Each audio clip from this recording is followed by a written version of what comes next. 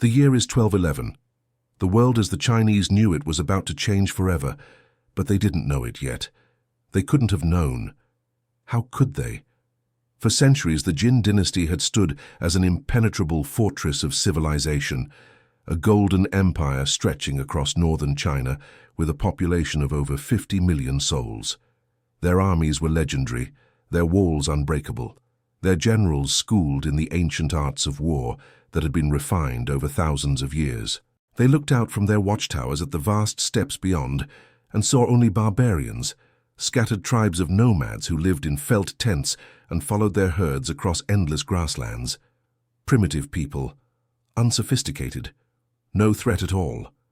But something was moving out there in the darkness of the Mongolian plateau, something that would soon engulf the entire known world in a wave of conquest so complete, so devastating, that it would reshape human history itself.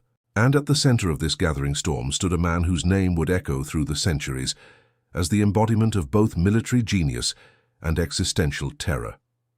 His birth name was Temujin, but the world would come to know him by another name, a title that meant universal ruler, Genghis Khan. To understand what happened, to truly comprehend how 20,000 warriors could annihilate an army 10 times their size, we must first understand who these Mongols were, and more importantly, what they were not. They were not the savage horde of popular imagination, mindlessly charging into battle with no strategy beyond overwhelming numbers. No, the Mongols were something far more dangerous.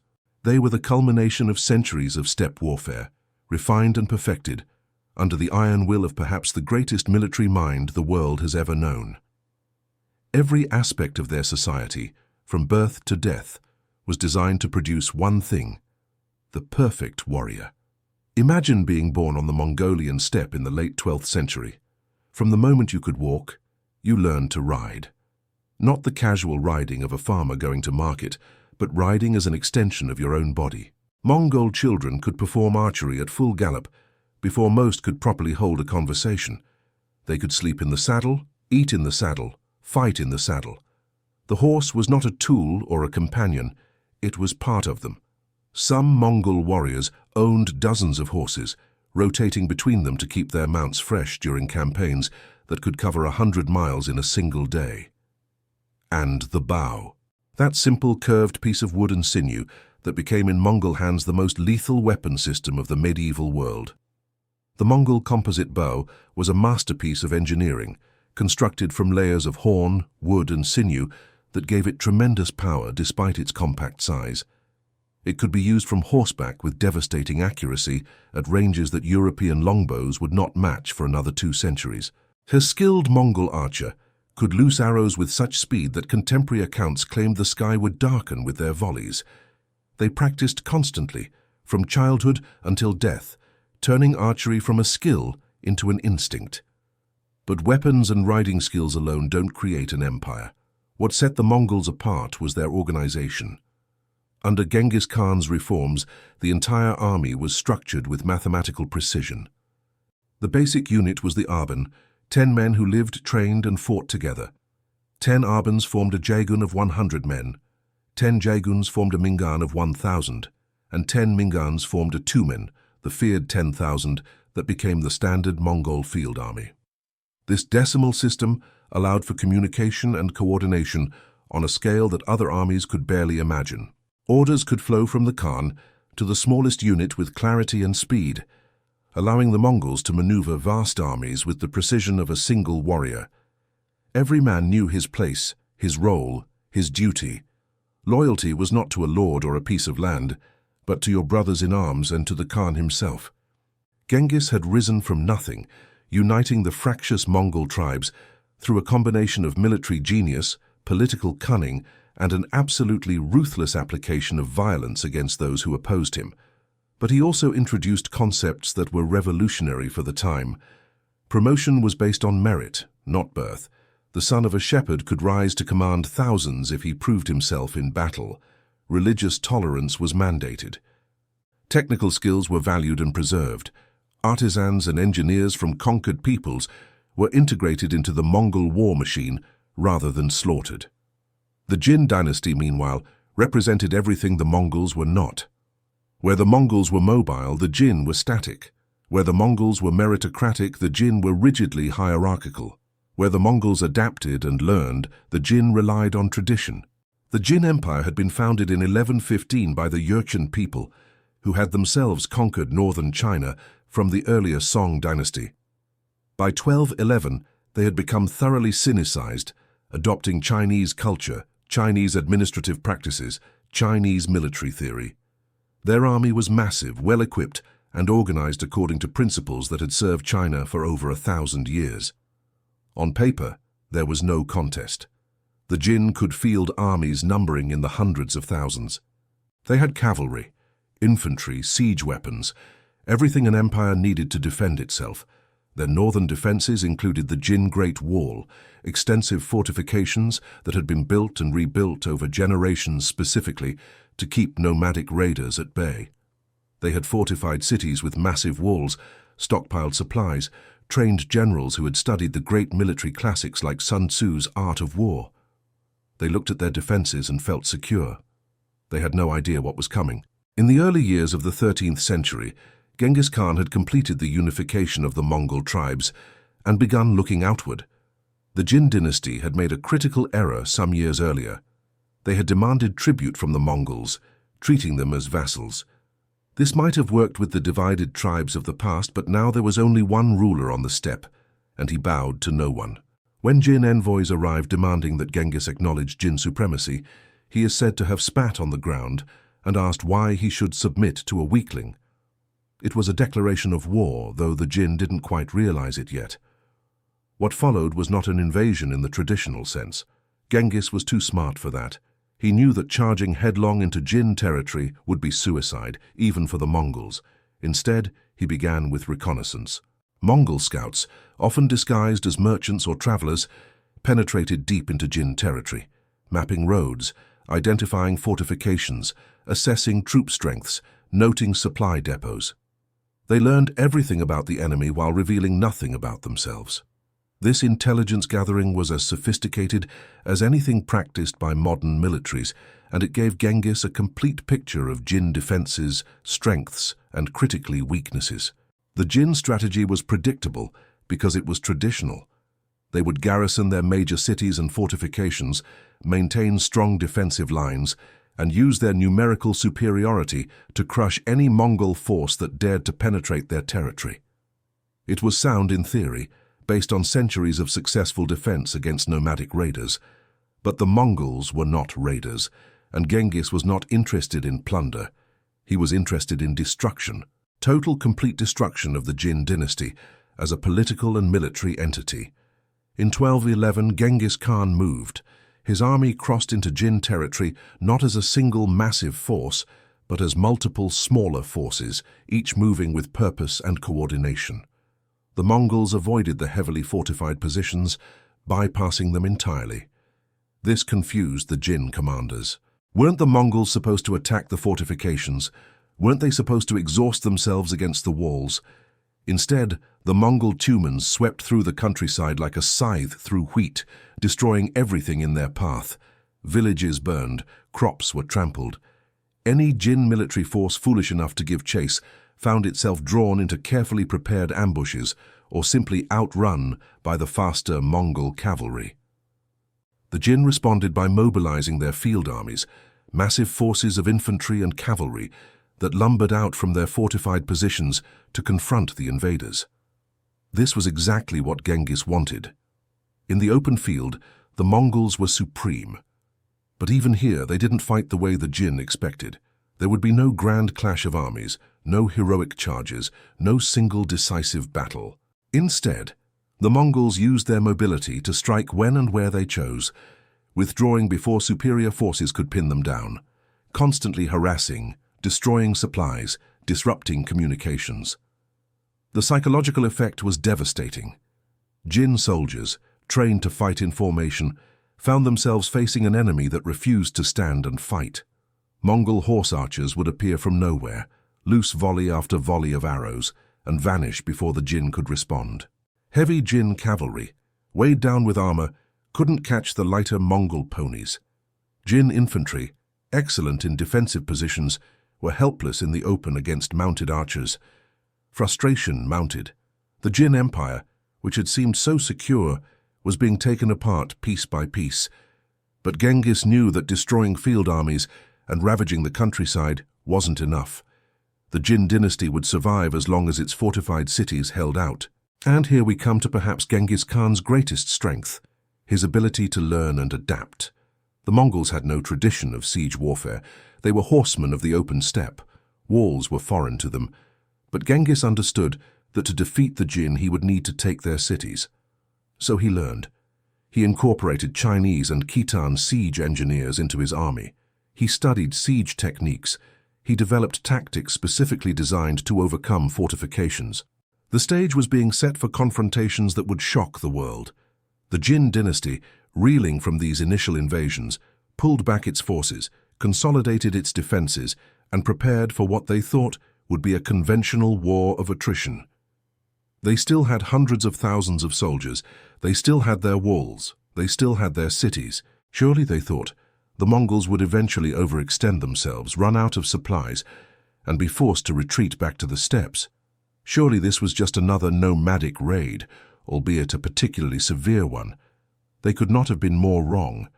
This wasn't a raid. This was the beginning of the end. And somewhere in the north, Genghis Khan was planning his next move, a move so audacious, so perfectly executed, that it would become one of the most studied military campaigns in history.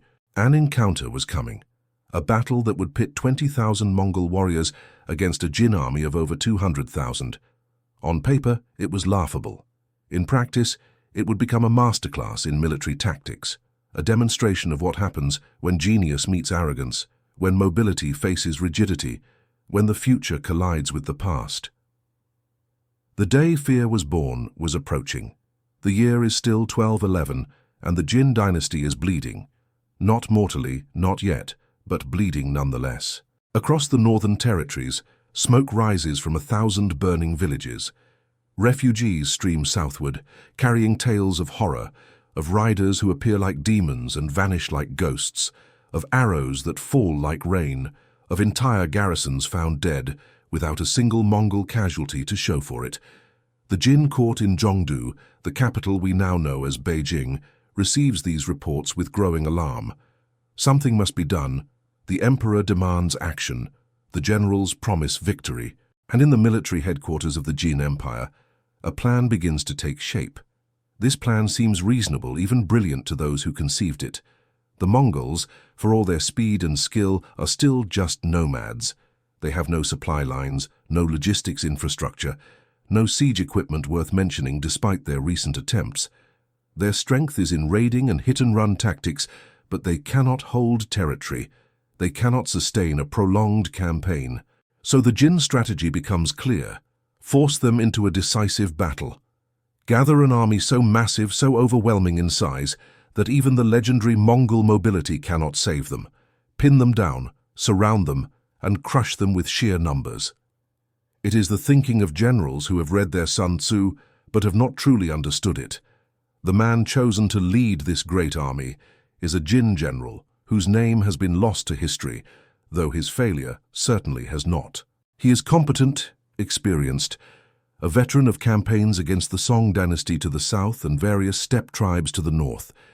He knows warfare in the Chinese tradition, understands formations and logistics, has commanded thousands of men in battle before.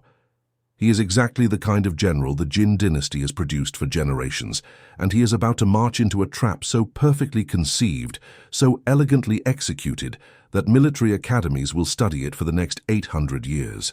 The Jin mobilize everything: cavalry units from the western provinces, heavy infantry from the agricultural heartlands, archers, spearmen, supply wagons, siege equipment, everything an army could need. Reports vary, but most contemporary sources agree that the force being assembled numbers over 200,000 men, possibly as many as 250,000. It is a city on the move, a vast organism of metal and flesh and wood that stretches for miles when on the march. Surely the generals think, surely this is enough. The Mongols might have 20, 30, perhaps 40,000 warriors at most. Numbers will tell. Numbers must tell. Intelligence reaches Genghis Khan quickly. His network of spies and scouts has penetrated deep into Jin territory, and he knows about the gathering army almost as soon as the Jin generals themselves. Some of his subordinate commanders are worried. This is not a garrison to be bypassed or a raiding party to be ambushed. This is the full might of the Jin Empire, concentrated and determined. Even the Mongols, for all their skill, cannot hope to face such numbers in open battle. The logical move would be to withdraw, to retreat back to Mongolia and wait for another opportunity. A tactical withdrawal is not defeat, it is wisdom. But Genghis Khan does not think like other commanders. He does not see 200,000 enemies, he sees 200,000 corpses that simply don't know they're dead yet. He understands something fundamental about warfare that the Jin generals do not. In battle, numbers matter, but they matter less than most people think. What matters is the ability to bring force to bear at the decisive point. An army of 200,000 is powerful, but it is also slow, unwieldy, difficult to maneuver, difficult to supply, difficult to control. It is a sledgehammer, devastating if it hits you, useless if it cannot. The Mongols are a rapier, precise and deadly, and Genghis knows exactly where he wants this sledgehammer to fall. The location he chooses is perfect. It is a valley, one of many in the broken terrain of northern China, where the steppes transition into more mountainous country. History has not preserved its exact location or even its name with certainty, though various sources suggest it was somewhere in the region of modern Hebei province. What matters is not the name, but the geography. The valley is long and relatively narrow, with hills rising on either side. A river runs through it, swollen with spring melt, fordable in places but an obstacle nonetheless. There are patches of forest on the hillsides, scrubby and thin, but enough to conceal men and horses if one knows how to use terrain. To the Jin scouts who examine it, the valley seems like merely another piece of ground, perhaps even favorable ground, since the hills would prevent the Mongols from using their superior mobility to flank a Jin army marching through.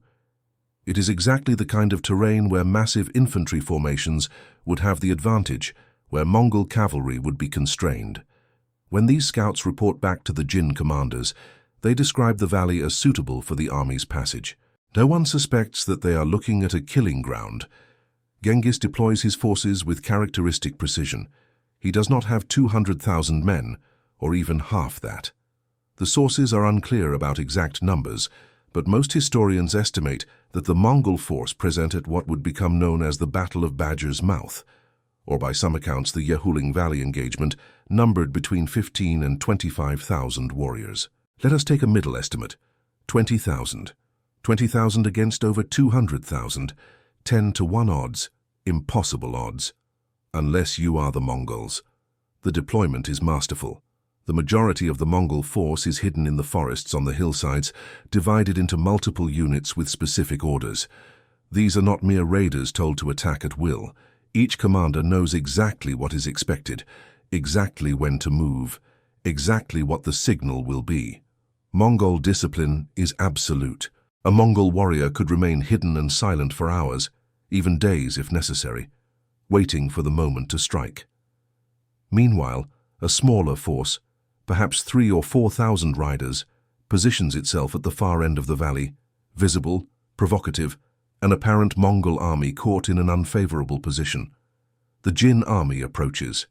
Imagine it, over 200,000 men, marching in columns that stretch for miles, banners flying, armor gleaming, drums beating out the rhythm of the march. The soldiers are confident. They outnumber the enemy 10-to-1. Their commanders have promised them victory, and why shouldn't they believe it?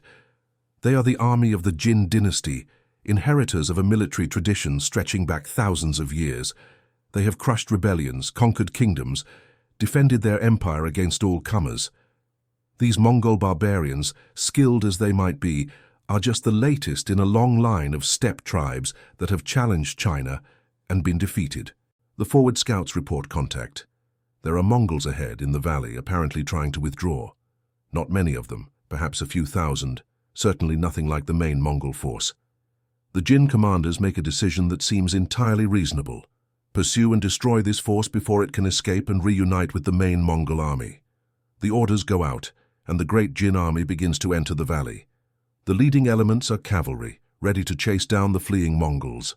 Behind them comes the infantry, regiment after regiment filling the valley floor. The supply wagons remain outside the valley for now, too slow to keep up with the advancing troops. The Mongol force at the far end of the valley begins to withdraw, but slowly, tantalizingly slowly, as if they are burdened with loot or exhausted from previous fighting. The Jin cavalry picks up pace, eager to catch them. This is it, the decisive engagement they have been seeking.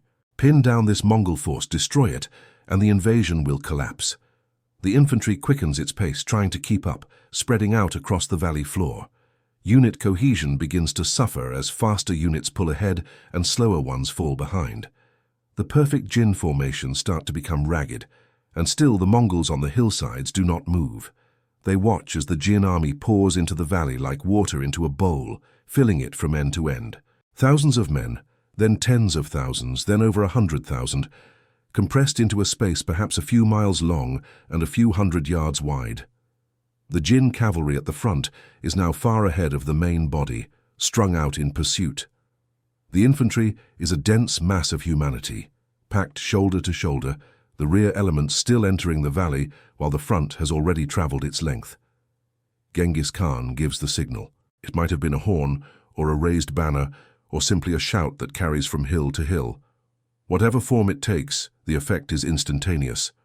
From the forests on both sides of the valley, Mongol cavalry erupts like a thunderbolt. Not a disorganized charge, but multiple coordinated strikes hitting the Jin army at precisely calculated points. Horse archers appear on the hillsides above the Jin formations and begin to loose arrows in devastating volleys, shooting down into the packed masses below where every arrow must find a target. The Jin soldiers look up in horror. They are in the worst possible position, packed together so tightly that they can barely move, let alone form proper defensive formations. The arrows fall like hail, and there is nowhere to hide, nowhere to run. Soldiers raise shields, but there are not enough shields for everyone, and the Mongol arrows, fired from powerful composite bows at close range, punch through armor, through shields, through flesh and bone. Men fall by the hundreds, then by the thousands. The Jin cavalry at the front wheels around, trying to return to support the main body, but now they face the Mongol force they had been pursuing, which has suddenly stopped retreating and turned to fight. These are fresh warriors on fresh horses, and they slam into the now disordered Jin cavalry with devastating effect. What had been a pursuit becomes a melee, and in close combat, the lighter, more maneuverable Mongol horses have the advantage. The Jin cavalry is cut off from the rest of the army. The infantry tries to respond, to form defensive lines, to create some kind of order from the chaos. But it is impossible. They are too compressed, too confused, taking casualties from arrows they cannot answer, because Mongol horse archers stay just out of range of Jin archery, firing from the hills where Jin arrows, fired upward, lose power and accuracy. When Jin units try to charge up the hillsides to get at the Mongol archers, they find themselves struggling uphill on foot while being shot at, and then Mongol cavalry charges down the slopes and smashes into them. This is not a battle. This is an execution. The Jin army, massive as it is, has been rendered completely ineffective by terrain, by positioning, by the brilliance of Genghis Khan's tactical planning. They cannot bring their numbers to bear because they cannot form up, cannot maneuver, cannot do anything but die. Mongol commanders on the hillsides direct their units with precision, moving them to wherever the Jin forces show any sign of organizing, breaking up formations before they can stabilize, maintaining constant pressure, constant casualties. The psychological effect compounds the physical carnage. Soldiers who have never faced the Mongols before are learning a terrible lesson about what war can be. There is no glory here, no heroic single combat, no grand clash of shield walls. There is only the whistle of arrows, the screams of wounded men and horses, the sight of your comrades falling around you while you are powerless to strike back at an enemy you can barely see. Panic begins to spread, and panic in a densely packed army is as deadly as any arrow. Some Jin units try to retreat, to exit the valley the way they came in, but this only adds to the chaos as withdrawing units collide with units still trying to push forward. The valley becomes a writhing mass of confusion, and all the while the Mongol arrows keep falling, keep finding targets, keep adding to the piles of dead and dying. The river, fordable in places, becomes a death trap as desperate soldiers try to cross it and are shot down in the water or swept away by the current. As the day wears on, the Jin army begins to disintegrate. Units that maintain some cohesion try to fight their way out, but they are harassed every step of the way by Mongol cavalry that appears, strikes, and vanishes before the Jin can respond. The Mongols are fighting on their terms now, using their mobility to attack weak points, to prevent any Jin force from consolidating, to keep the entire army off balance and dying.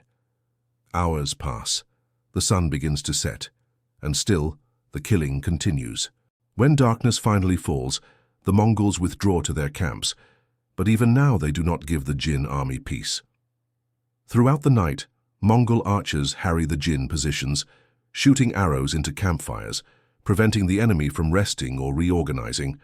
The night is filled with the moans of wounded men, the shouts of officers trying to restore order, the chaos of an army that knows it has been defeated but does not yet know if it will survive. The dawn reveals the extent of the catastrophe. The valley floor is carpeted with bodies, thousands upon thousands of dead and wounded Jin soldiers. The survivors, perhaps half of the original army if contemporary accounts are to be believed, are in no condition to fight. Morale is shattered, organization is minimal, supplies are running low. Some units have already begun to desert, soldiers slipping away in the night to try to find their way back to Jin territory. The great army that had marched so confidently into the valley no longer exists as a fighting force. Genghis Khan could destroy them completely if he chose. The Mongols could pursue the survivors, hunt them down, kill every last one. But he makes a different choice, one that shows his strategic brilliance. He lets them go, he lets them retreat, lets them carry the tale of what happened back to the Jin court, back to the other Jin armies, back to every city and fortress in the empire. He understands that terror is as valuable as any military victory. Let the survivors tell their tale. Let them speak of how 200,000 men were destroyed by a fraction of that number. Let the fear spread. And spread it does. As the remnants of the Jin army straggle back to their bases, as word of the disaster reaches the capital, as generals and administrators try to comprehend what has happened, a new reality settles over the Jin dynasty. They are not facing a barbarian raid. They are facing something unprecedented, something that their military traditions, their vast armies, their fortified walls cannot stop. They are facing the Mongols, and the Mongols are just getting started. The battle that would come to be remembered as one of the most lopsided in military history was over. 20,000 Mongols had annihilated over 200,000 Jin soldiers through superior tactics, superior mobility, and the brilliant leadership of Genghis Khan. But this was not the end of the story. It was barely the beginning. The Jin dynasty still stood, still held its cities, still commanded vast resources. But now, for the first time, the Jin understood what they were truly facing. Now, for the first time, fear was truly born. Fear is a weapon. This is something that Genghis Khan understood better than perhaps any military commander in history. Swords kill individuals. Arrows kill dozens. But fear, properly wielded, can kill thousands without a single blow being struck. It can paralyze armies, collapse governments, turn powerful empires into trembling shadows of themselves. And in the aftermath of the Valley Massacre, Genghis Khan was about to demonstrate exactly how to weaponize terror on a scale the world had never seen. The survivors of the Jin army returned home broken men. They had entered the valley as confident soldiers of a great empire. They emerged as witnesses to their own annihilation, carriers of a plague more contagious than any disease, the knowledge that the Mongols were unstoppable. In barracks and taverns, in military camps and civilian towns, these survivors told their stories, and with each telling, the Mongols grew more terrifying, more numerous, more supernatural in their abilities. This is what trauma does to memory. This is what defeat does to perception. The official reports were bad enough. A force of over 200,000 men had been effectively destroyed by an enemy a tenth their size. The Jin military command tried to explain it away, to rationalize it, to find some way to frame the disaster that did not suggest complete systemic failure. Perhaps the Mongols had been more numerous than reported. Perhaps there had been treachery, Jin officers who had betrayed their positions. Perhaps the terrain had been even more unfavorable than anyone had realized. But no explanation could change the fundamental fact. The Jin dynasty had thrown its military might against the Mongols and been utterly crushed. But it was the unofficial stories, the whispered tales that spread through the common soldiers and the civilian population, that did the real damage. In these stories, the Mongols became superhuman. They could ride for days without rest. They could shoot arrows with perfect accuracy while at full gallop. They could appear from nowhere and vanish into thin air. They felt no pain, no fear, no mercy. Some stories claimed they drank the blood of their enemies. Others said they could smell fear on the wind. Many insisted that they were demons in human form, sent by the heavens to punish the Jin for some cosmic transgression. Were these stories true? Of course not. The Mongols were human, as vulnerable to arrows and swords as any other soldiers. They got tired. They felt fear. They bled and died like anyone else. But truth mattered less than belief, and the belief that was spreading through the Jin Empire was that the Mongols were an unstoppable force of nature, and belief shapes behavior. Soldiers who believe they are facing an unbeatable enemy do not fight with the same courage as those who believe victory is possible. Generals who believe the enemy is superhuman make defensive, cautious decisions rather than aggressive, bold ones. Entire populations who believe their doom is inevitable begin to plan for survival rather than resistance. Genghis Khan encouraged these beliefs. He did not discourage the supernatural stories. In fact, Mongol policy actively fostered terror as a strategic weapon. When Mongol forces took a city or defeated an army, what happened next was carefully calculated for maximum psychological impact. If a city surrendered immediately without resistance, it might be treated relatively well. The inhabitants would be spared, property would be largely protected, and the city would be integrated into the Mongol sphere as a productive asset. This was the reward for capitulation. But if a city resisted, if it made the Mongols fight for every street and every wall, the consequences were apocalyptic. The Mongol response to resistance was not mere punishment. It was systematic annihilation designed to serve as a lesson to every other city watching. The walls would be torn down stone by stone. The buildings would be burned. The population would be massacred with such thoroughness that contemporary accounts speak of pyramids built from human skulls, of entire cities left as empty ruins where grass grew in the streets and wolves prowled through what had once been marketplaces and temples. Were these accounts exaggerated? Certainly some were. Medieval chroniclers had a tendency toward hyperbole, and the Mongols themselves encouraged exaggeration of their atrocities. But archaeological evidence and multiple independent sources confirm that yes, the Mongols absolutely did engage in mass slaughter on a scale that was extraordinary even for the medieval period. Cities that resisted were often literally erased from the map. Entire populations were killed or enslaved. The message was clear: surrender immediately or face complete destruction. There would be no middle ground, no negotiated settlement, no mercy for those who dared to fight. This created a calculated dilemma for every Jin commander, every city magistrate, every local official. Do you fight, knowing that defeat means the extermination of everyone under your protection? Or do you surrender, hoping that the Mongols will keep their word and spare your city? It is an impossible choice, and it paralyzed decision-making throughout the Jin Empire. Some chose to fight, motivated by loyalty to the dynasty, by personal honor, by the belief that surely the empire would send relief forces.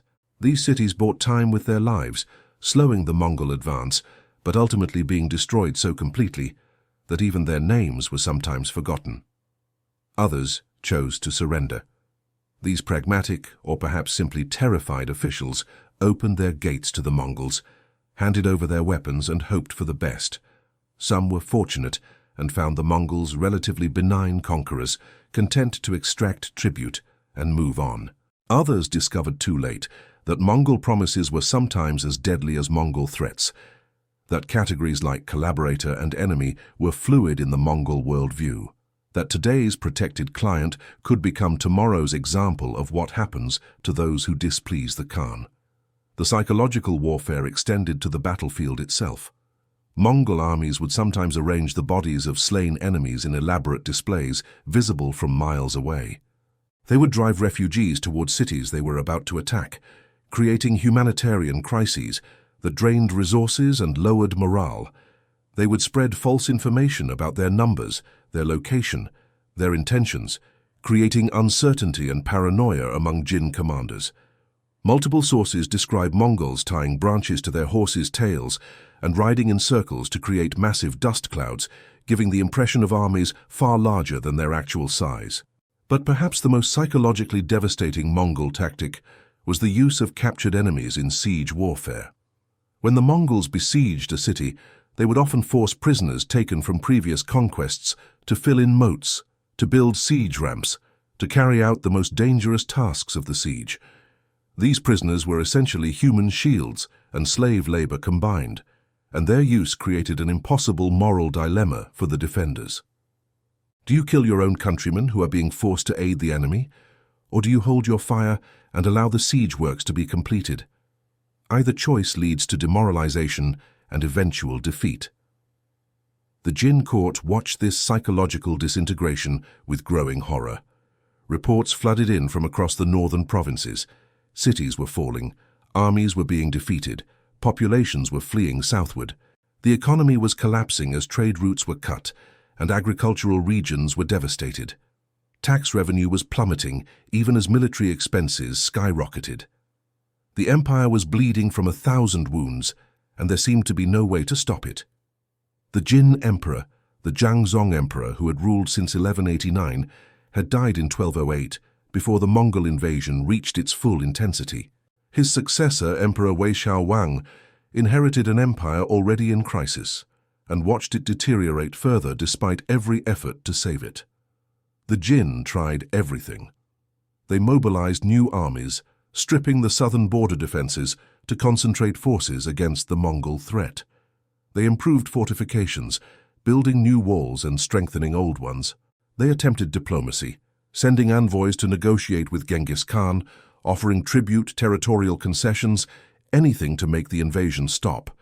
Some of these embassies were received politely and sent home with vague promises. Others simply disappeared, the envoys never seen again. Genghis Khan was clearly not interested in negotiation on any terms except complete submission. The Jin even tried to fight the Mongols using Mongol tactics. They raised cavalry units, trained them in horse archery, tried to match the mobility and flexibility of their enemies.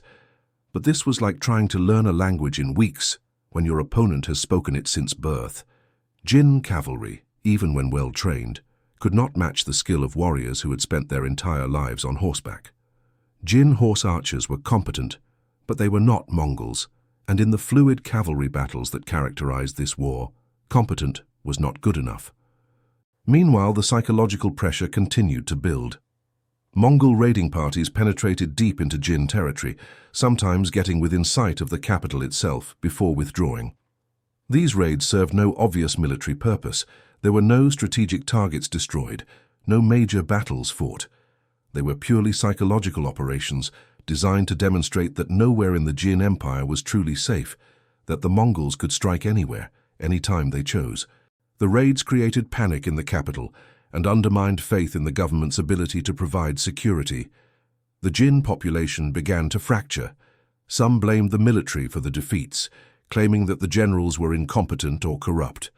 Others blamed the civil administration for failing to provide adequate supplies and support to the armies. Still others saw the Mongol invasion as divine punishment for the Jin dynasty's sins, either their conquest of northern China a century earlier or more recent failures in governance and justice. Religious movements sprang up, prophesying the end of the dynasty, sometimes calling for submission to the Mongols as a way to appease heaven's wrath. In the military itself, morale was collapsing. Soldiers who had once been proud to serve were now demoralized and fearful. Desertion rates climbed. Officers hoarded resources rather than sharing them with their troops, planning for their own survival rather than collective defense. Some Jin commanders began to consider defection, reasoning that if the dynasty was doomed anyway, why die for it when one could potentially survive by switching sides? The Mongols, always alert for such opportunities, actively encouraged defection by promising favorable treatment to Jin officers who surrendered their forces. Genghis Khan understood that he was not just fighting a military campaign, he was dismantling an empire psychologically before destroying it physically. Every Mongol victory, every city that fell, every atrocity committed served a purpose beyond the immediate tactical situation. They created a narrative of Mongol invincibility and Jin helplessness. They made resistance seem futile and surrender seem inevitable.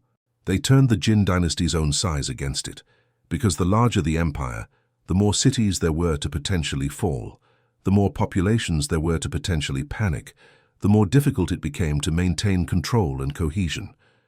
The terror was not random. It was a system, as carefully organized as the Mongol military itself. There were rules, even to Mongol brutality. Cities that surrendered on first demand were usually spared. Those that negotiated could sometimes get favorable terms, but those that resisted, those that killed Mongol envoys, those that rebelled after surrendering, faced extermination so complete that it served as a lesson to others for generations.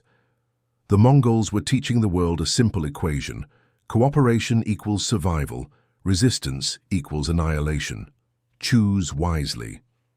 And the Jin Empire, watching city after city make that choice, watching some survive and others perish, felt the psychological foundations of its power crumbling. An empire is not just territory and armies, it is belief. Belief that the government can protect you. Belief that the social order is stable and will continue. Belief that tomorrow will be more or less like today. The Mongols were systematically destroying these beliefs, replacing them with fear, uncertainty, and the conviction that the old order was dying and something new and terrible was being born.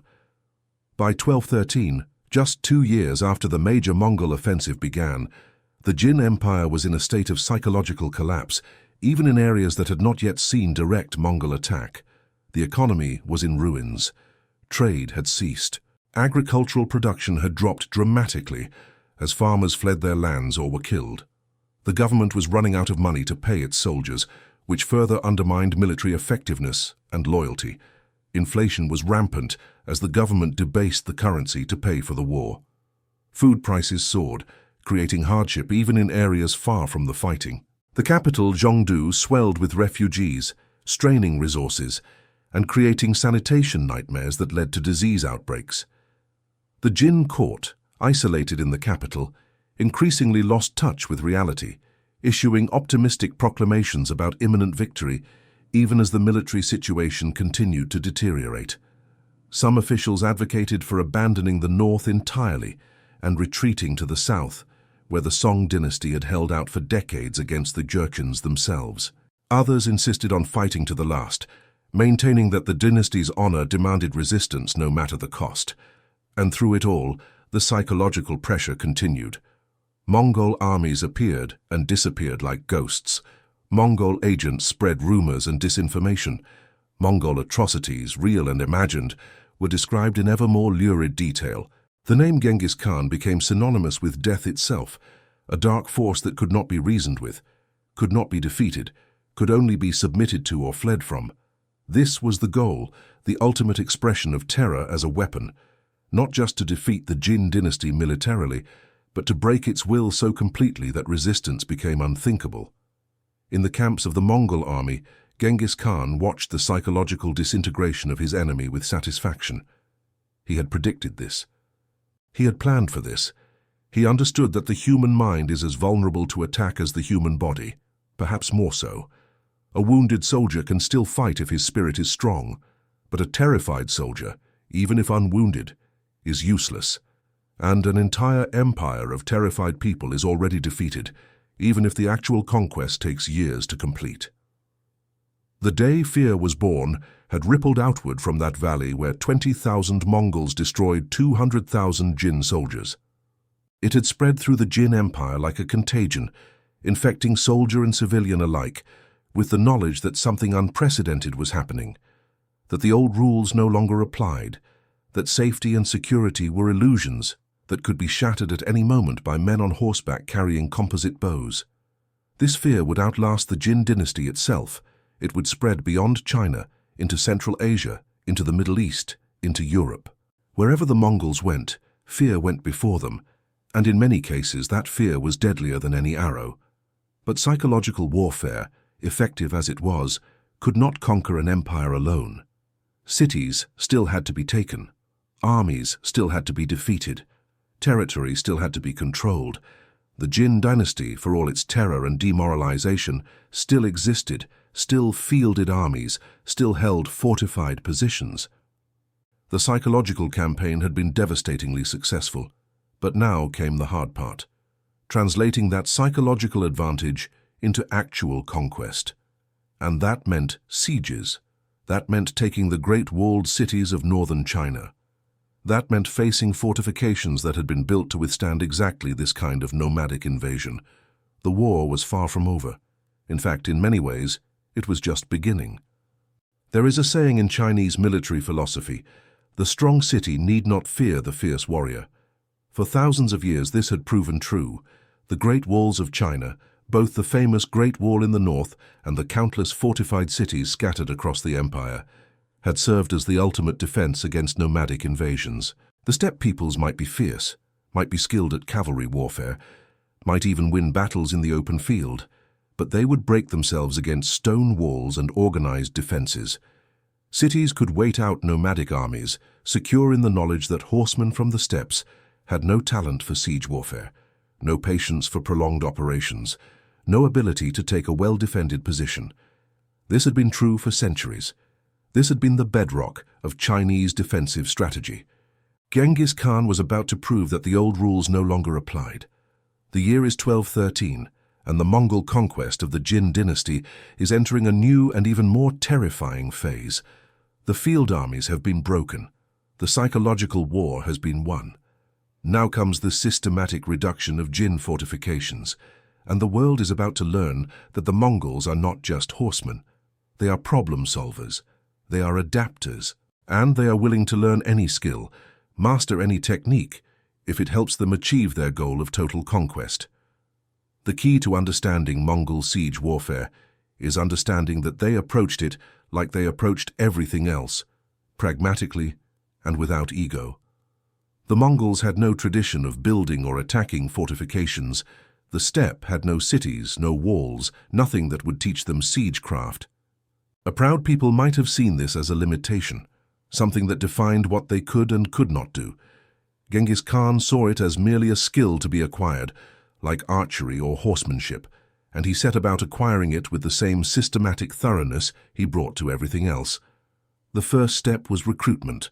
As Mongol armies swept through northern China in the early campaigns, they encountered Chinese and Khitan engineers, men who understood siege warfare, who knew how to build trebuchets and siege towers, who understood the principles of undermining walls and conducting assaults. Most armies would have killed these men or enslaved them for labor. The Mongols recruited them. They offered gold, status, protection, whatever it took to bring these engineers into Mongol service. And these engineers, whether motivated by greed, fear, or pragmatism, taught the Mongols everything they knew. But the Mongols did not simply copy Chinese siege techniques, they improved them. They took the principles they learned and adapted them to their own strengths. Where Chinese armies might spend months conducting a slow, methodical siege, the Mongols looked for ways to speed up the process.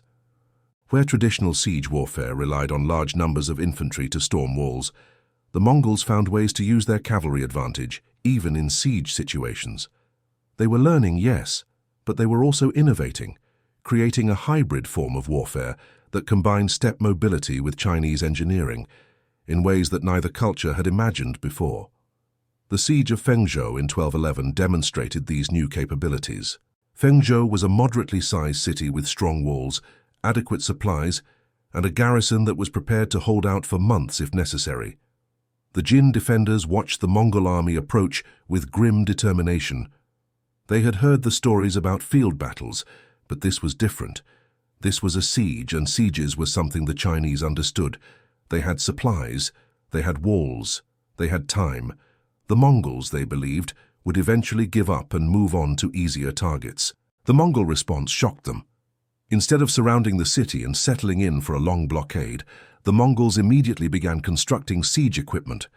Within days, catapults and trebuchets appeared outside the walls, built from local timber with astonishing speed.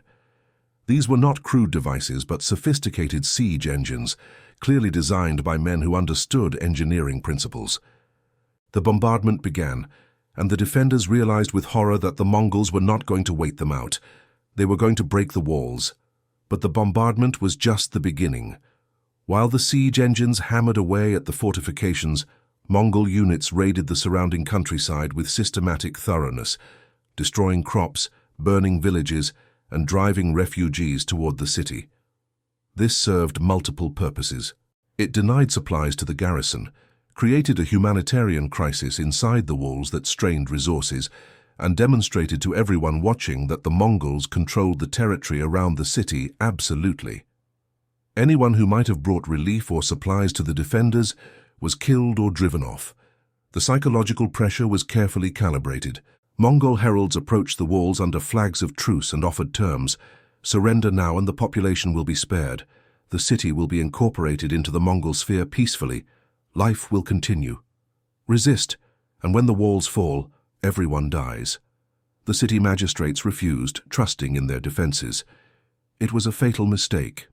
When Fengzhou finally fell after several weeks of siege, the Mongols made good on their threat. The city was sacked with brutal thoroughness. The walls were demolished. The population was put to the sword. And then, in a move designed for maximum psychological impact, the Mongols allowed a few survivors to escape, to carry the tale of what happened to those who refused Mongol terms. The message spread like wildfire through the Jin Empire. The Mongols could take cities. The walls were not enough. The old certainties were gone. This created a cascade of surrenders across the northern provinces, as city after city, watching what happened to those who resisted, chose to open their gates rather than face destruction. Each surrender made the next one easier, because it reinforced the narrative that resistance was futile and submission was the only rational choice. But not every city surrendered. Some, whether out of loyalty to the Jin dynasty, fear of Mongol treachery, or simple stubborn courage, chose to fight. And so the Mongols refined their siege techniques with each engagement, learning from both successes and failures, constantly improving their methods. They developed an entire toolkit of siege tactics that they could deploy, depending on the specific situation. One technique was the use of captured populations as forced labor and human shields. When the Mongols attacked a city, they would often round up civilians from the surrounding area and force them to fill in moats, build siege ramps, and carry out other dangerous tasks under threat of death. This was psychologically devastating for defenders, who found themselves forced to either kill their own people or watch as siege works were constructed. It also conserved Mongol manpower for the actual assault. Another innovation was the use of psychological warfare during sieges. The Mongols would sometimes construct elaborate displays outside the walls, arranging captured prisoners in formations, executing them in creative and horrible ways to demonstrate what awaited the defenders if they did not surrender. They would launch diseased animal carcasses over the walls to spread plague and create sanitation crises. They would use captured defenders to shout propaganda to their former comrades, urging surrender. Every element of the siege was designed to break the defenders' will before breaking their walls. The Mongols also became masters of deception and misdirection during sieges. They would make a show of preparing to assault one section of wall while actually concentrating their real attack elsewhere. They would pretend to abandon a siege, withdrawing just out of sight, only to return and assault the city when the defenders had relaxed their vigilance. They would spread false information about relief forces, about Mongol setbacks elsewhere, about anything that might create hope in the defenders, and then crush that hope at a carefully chosen moment. But perhaps the most devastating Mongol siege technique was simply patience combined with overwhelming force. When necessary, the Mongols could settle in for a long siege, surrounding a city completely, cutting off all supplies, and simply waiting for starvation to do their work. During these sieges, They would maintain constant pressure, constant harassment, constant psychological warfare, until the defenders were worn down physically and mentally. And when the walls finally fell, or the gates finally opened, the Mongols would pour in with such ferocity that resistance collapsed almost immediately. The siege of Xijing, modern Datong, in 1213 exemplified the Mongol approach at its most sophisticated. Xijing was a major city, heavily fortified, with a large garrison and substantial supplies. The Jin command had reinforced it specifically to serve as a bastion against the Mongol advance. Taking it would not be easy, and the Mongols knew it. Genghis Khan personally supervised the siege, bringing not just soldiers but also engineers, specialists, everything needed for a major operation. The siege began with a complete encirclement. Mongol units spread out around the entire perimeter of the city, not in continuous lines, but in mobile groups that could respond to any attempt by the defenders to break out or by relief forces to break in. This was not a static siege in the medieval European sense, but a dynamic operation where Mongol mobility was used to maintain control of the area around the city while preventing the defenders from exploiting that mobility. Simultaneously, the Mongols began construction of siege equipment on a scale not previously seen in their campaigns. Multiple trebuchets, catapults, and siege towers rose outside the walls. The bombardment that followed was relentless, day and night, giving the defenders no rest, wearing them down physically and psychologically. The Mongol siege engineers had learned to target specific sections of wall, concentrating fire to create breaches rather than spreading damage across the entire perimeter. The defenders fought back with everything they had. They launched sorties to try to destroy the siege equipment, but Mongol cavalry units stationed specifically for this purpose intercepted these attempts and drove the defenders back with heavy losses. They rained arrows and stones down on the Mongol positions, but the Mongols had learned to construct protective barriers and keep their troops dispersed to minimize casualties. They even attempted to tunnel under the Mongol siege lines, but Mongol countermining operations detected and collapsed these attempts. Inside the city, conditions deteriorated. The constant bombardment destroyed buildings, killed civilians, and created a climate of terror. Fires started by Mongol incendiaries spread through residential districts. Food supplies, while initially adequate, began to run low as the siege dragged on for weeks and then months. Disease broke out, as it always did in besieged cities, where sanitation systems failed and bodies piled up faster than they could be buried. Morale, initially high, began to crack as the defenders realized that no relief force was coming, that they were alone, that the Mongols were not going to give up. The Jin garrison commander faced an impossible situation. He could see the walls weakening under the constant bombardment. He could see his soldiers growing more exhausted, more hopeless with each passing day. He could see the civilian population beginning to starve, beginning to turn against the military leadership that had chosen to resist rather than surrender. He had sent messengers to the Jin court, begging for reinforcements. But the messengers either never made it through Mongol lines or brought back vague promises that never materialized into actual help. After 3 months, a section of the western wall collapsed under bombardment. The Mongols immediately poured troops into the breach, and the final assault began. It was brutal, vicious street fighting, the kind of combat where all the advantages of mobility and archery meant nothing, and victory went to whoever was more ruthless, more desperate. The Mongol warriors, fresh and motivated by promises of plunder, overwhelmed the exhausted defenders.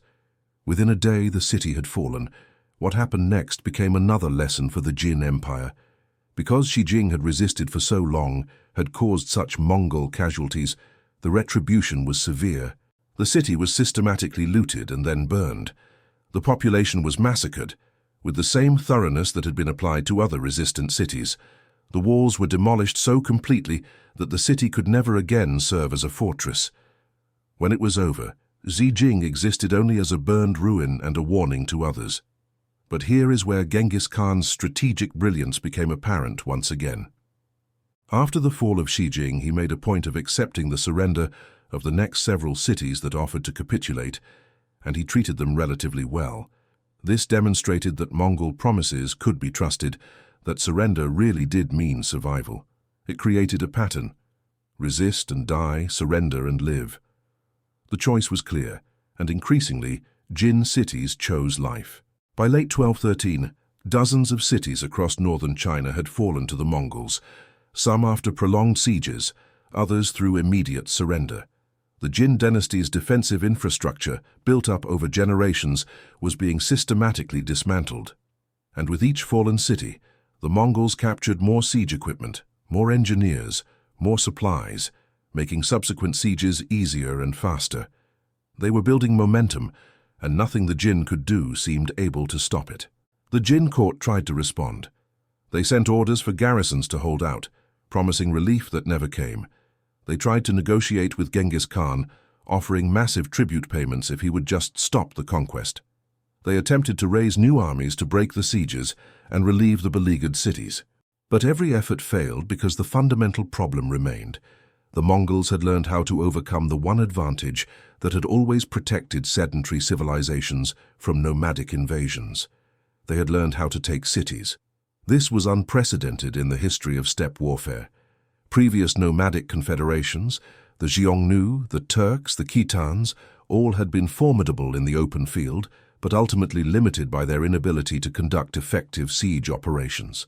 They could raid, they could defeat armies, but they could not hold territory because they could not take and hold cities.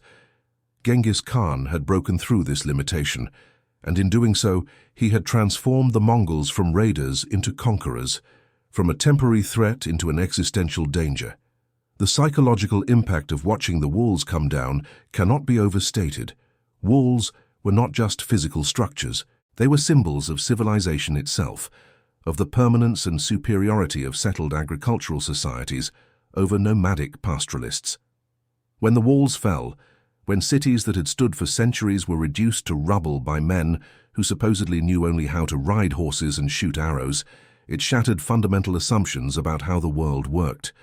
It created a cognitive dissonance that many in the Jin Empire simply could not process. Some Jin officials began to see the Mongol conquest as inevitable, even natural, a transfer of the mandate of heaven from a dynasty that had lost virtue to a new power that possessed heavenly favor. This was not collaboration so much as a psychological coping mechanism, a way to make sense of events that otherwise seemed senseless. If the Mongols were winning because they were favored by heaven, then resistance was not just futile, but actually impious, fighting against the natural order of things. Others refused to accept this narrative and fought on with desperate courage, defending cities to the last man, conducting guerrilla operations in areas the Mongols had already conquered, maintaining loyalty to the Jin dynasty even as it crumbled around them. These resistors bought time, inflicted casualties, and demonstrated that the human spirit could resist even in the face of overwhelming force. But they could not change the ultimate outcome. One by one, the cities fell. One by one, the walls came down. And with each collapse, the Mongol Empire expanded, while the Jin dynasty shrank. By 1214, Genghis Khan's armies had penetrated deep into Jin territory. Hundreds of cities had been taken or surrendered. Millions of people had been killed, enslaved, or displaced. The entire northern portion of the Jin Empire was under Mongol control or in the process of being conquered. And now, the Mongols turned their attention to the ultimate prize, the target that would symbolize the complete destruction of Jin power. They turned toward Zhongdu, the great capital, the city we now know as Beijing. If Zhongdu fell, the Jin dynasty would be finished as a major power. And Genghis Khan was determined that Zhongdu would fall. The siege of the capital was about to begin. Zhongdu. The name means central capital, and in 1214 it was exactly that. The beating heart of the Jin dynasty, a city of perhaps 1 million souls, one of the largest urban centers in the world. Its walls stretched for miles, massive constructions of rammed earth and stone that had been built and rebuilt over centuries. Within those walls lay palaces that spoke of imperial power, temples that connected earth to heaven, markets where goods from across Asia changed hands, neighborhoods where scholars debated philosophy and artists created works of exquisite beauty. This was not just a city. This was civilization itself, concentrated and fortified, the ultimate expression of everything the Jin dynasty represented. And now the Mongols were coming to tear it all down. The news reached the capital in waves, each report more alarming than the last. The northern cities had fallen. Xijing was destroyed. Mongol armies were moving south, converging on the capital region. Refugees flooded into Zhongdu by the tens of thousands, bringing stories of horror, of cities burned, of populations massacred, of walls that had stood for generations reduced to rubble in weeks. The streets of the capital filled with desperate people, homeless and hungry, traumatized and terrified. The infrastructure strained under the load. Food prices skyrocketed. Disease broke out in the crowded refugee camps. The Jin court watched the approaching catastrophe with something approaching paralysis. Emperor Xuanzong, who had taken the throne in 1213 after his predecessor's death, faced an impossible situation. His empire was collapsing around him. His armies had been defeated repeatedly. His cities were falling one after another, and now the Mongols were coming for his capital, for the symbol of his legitimacy, for the city he was sworn to defend. He called his advisors together, his generals, his ministers, anyone who might have a solution. What emerged was not a strategy, but a series of desperate expedients. The first priority was defense. The walls of Zhongdu were formidable, among the strongest in all of China, but they needed to be prepared for siege. Workers were mobilized to repair any damage, to stockpile stones and arrows, to prepare cauldrons of oil that could be heated and poured on attackers. The garrison was reinforced with every available soldier, including troops pulled from other regions, despite the risk of leaving those areas vulnerable. Granaries were filled to capacity, wells were dug, cisterns were prepared. If the Mongols wanted Zhongdu, they would have to take it street by street, wall by wall, and the Jin court was determined to make them pay in blood for every inch. But even as these preparations proceeded, doubt gnawed at everyone involved. They had all heard what happened to cities that resisted. They knew about the massacres, the total destruction, the policy of making examples. Would Zhongdu suffer the same fate if it chose to fight? Could the walls really hold against the same siege techniques that had brought down so many other cities? And even if the city held, how long could it endure? Weeks? Months? And what then? Where was the relief force that would drive the Mongols away? Some officials advocated for abandoning the capital entirely. The emperor should flee south, they argued, to Kaifeng, or even further, to areas beyond Mongol reach. From there he could rally what remained of the empire, raise new armies, continue the fight. Losing Zhongdu would be a terrible blow, but it was better than losing the emperor himself. If Xuanzong was captured or killed, the dynasty would effectively be over. But other officials opposed this vehemently. The emperor could not abandon his capital, they insisted. It would be seen as cowardice, as abandonment of his sacred duty to protect his people. It would destroy whatever remained of Jin legitimacy. The emperor must stay, must defend Zhongdu to the last, must show that the dynasty still had courage even in the face of destruction. While the Jin court argued, Genghis Khan was planning. The siege of Zhongdu would be the culmination of everything the Mongols had learned over years of campaigning in China. This was not just another city, this was the capital of an empire, and taking it required more than military skill. It required political acumen, psychological warfare on a grand scale, and the willingness to commit whatever resources were necessary to achieve victory. Genghis Khan had all three, and he was prepared to use them without restraint. The Mongol army that approached Zhongdu in early 1214 was smaller than one might expect for such an ambitious undertaking. Estimates vary, but most sources suggest Genghis Khan had perhaps 30,000 to 40,000 warriors available for the siege itself, with more spread across northern China, securing conquered territory and preventing Jin reinforcements from reaching the capital. This was far fewer than the garrison defending Zhongdu, which numbered at least 100,000 soldiers plus civilian militia. But numbers had long since ceased to be the determining factor in this war. The Mongols did not immediately assault the city. Instead, they began with what they did best.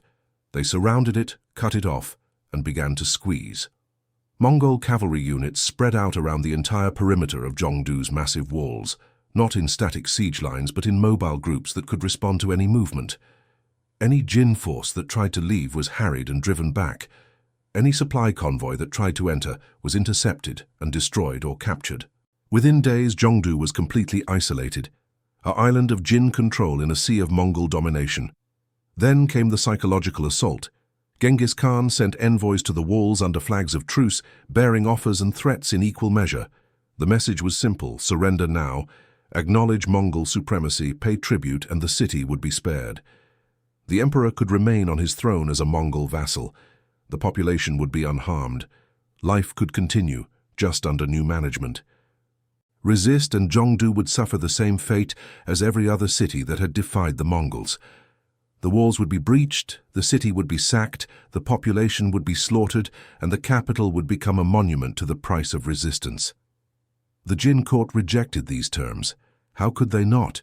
To accept would be to acknowledge that the dynasty was finished, that Jin independence was over, that everything they had fought to preserve was lost. Better to die fighting than to live as puppets. The emperor's response to Genghis Khan was defiant.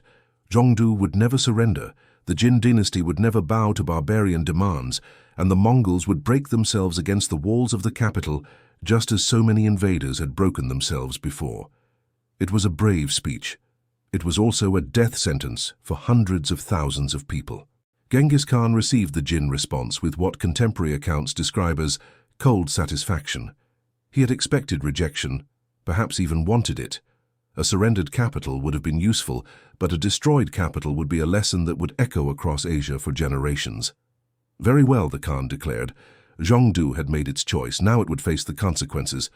The bombardment began. The Mongols had brought with them or constructed on site a massive array of siege equipment, far more than they had deployed against any previous target.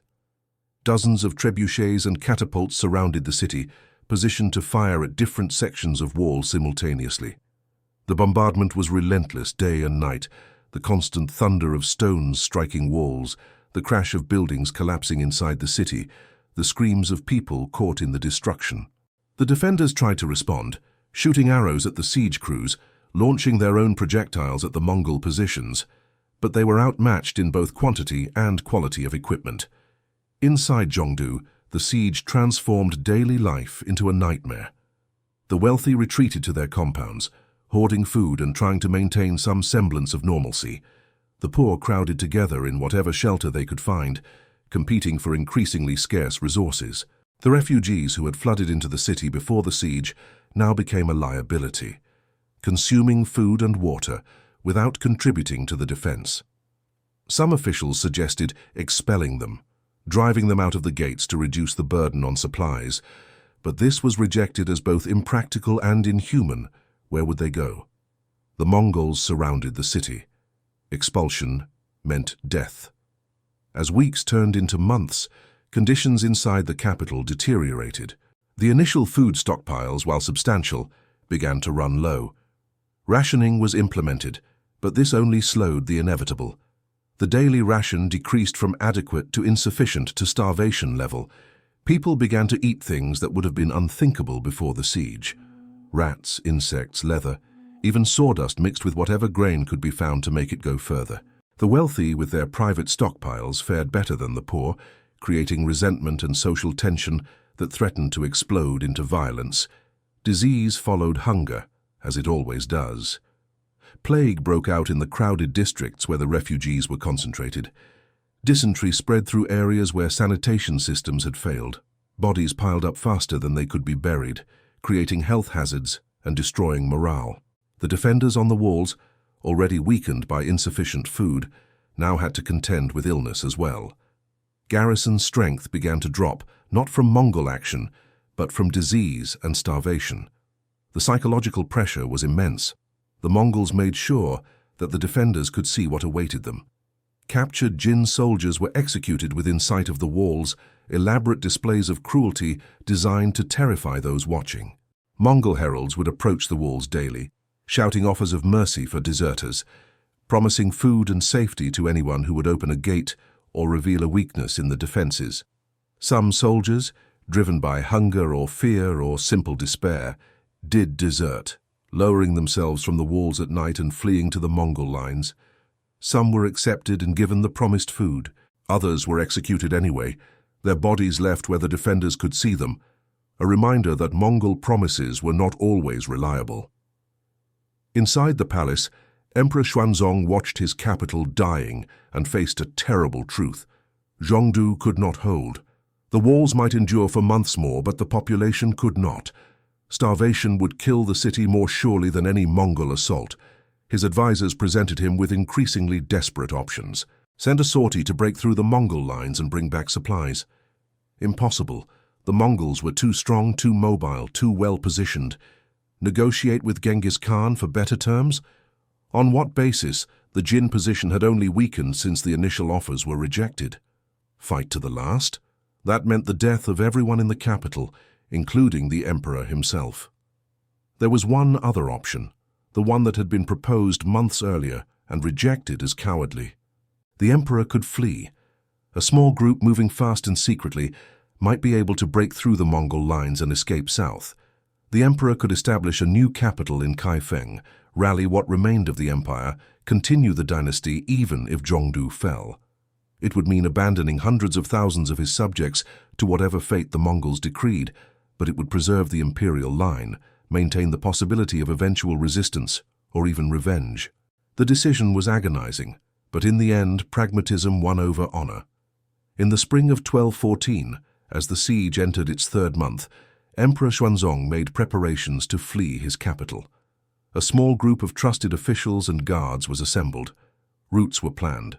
Bribes were paid to certain Mongol units to look the other way at a specific time and place. One night, the emperor of the Jin dynasty slipped out of his palace, out of his capital, and fled south under cover of darkness, abandoning Zhongdu to its fate. The escape succeeded, though barely. The emperor's party made it through the Mongol lines and reached Kaifeng, where Xuanzong established a new capital and tried to rally what remained of his empire. But the psychological impact of the emperor's flight was devastating. Word spread through Zhongdu within days. The emperor had abandoned them. The Son of Heaven had fled, leaving his people to face the Mongols alone. For many, this was the final breaking point. If the emperor himself did not believe the city could be saved, why should they continue to fight? Morale collapsed. Garrison commanders began to consider their options. Some remained loyal, determined to defend the city, even without the emperor. Others began secret negotiations with the Mongols, seeking terms for surrender that would spare their lives and perhaps their fortunes. The civilian population, learning that they had been abandoned, turned against the remaining officials, blaming them for the siege, for the starvation, for the suffering. Riots broke out in some districts. In others, people simply gave up, sitting in their homes waiting for the end. Genghis Khan, informed of the emperor's flight, saw opportunity. He sent new envoys to the walls, this time addressing the garrison commanders and city officials directly rather than the absent emperor. The message was different now, more nuanced. Surrender the city and accept reasonable terms. The Mongols did not want to destroy Zhongdu entirely. It was too valuable, too important. If the city surrendered peacefully, the population could be spared, property could be protected, life could continue. But this offer had a time limit. Every day the city continued to resist increased the anger of the Mongol warriors, who wanted their reward for months of siege. Surrender now, while mercy was still possible. Wait too long, and when the walls finally fell, nothing would be able to stop the slaughter. The Jin officials who remained in Zhongdu faced the same impossible choice that had confronted officials in dozens of other cities, but on a much larger scale.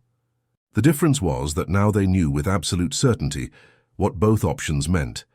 They had heard the stories, seen the refugees, knew exactly what happened to cities that resisted and cities that surrendered, and they knew that without the emperor, without hope of relief, without adequate food or healthy soldiers, continued resistance was simply slow-motion suicide.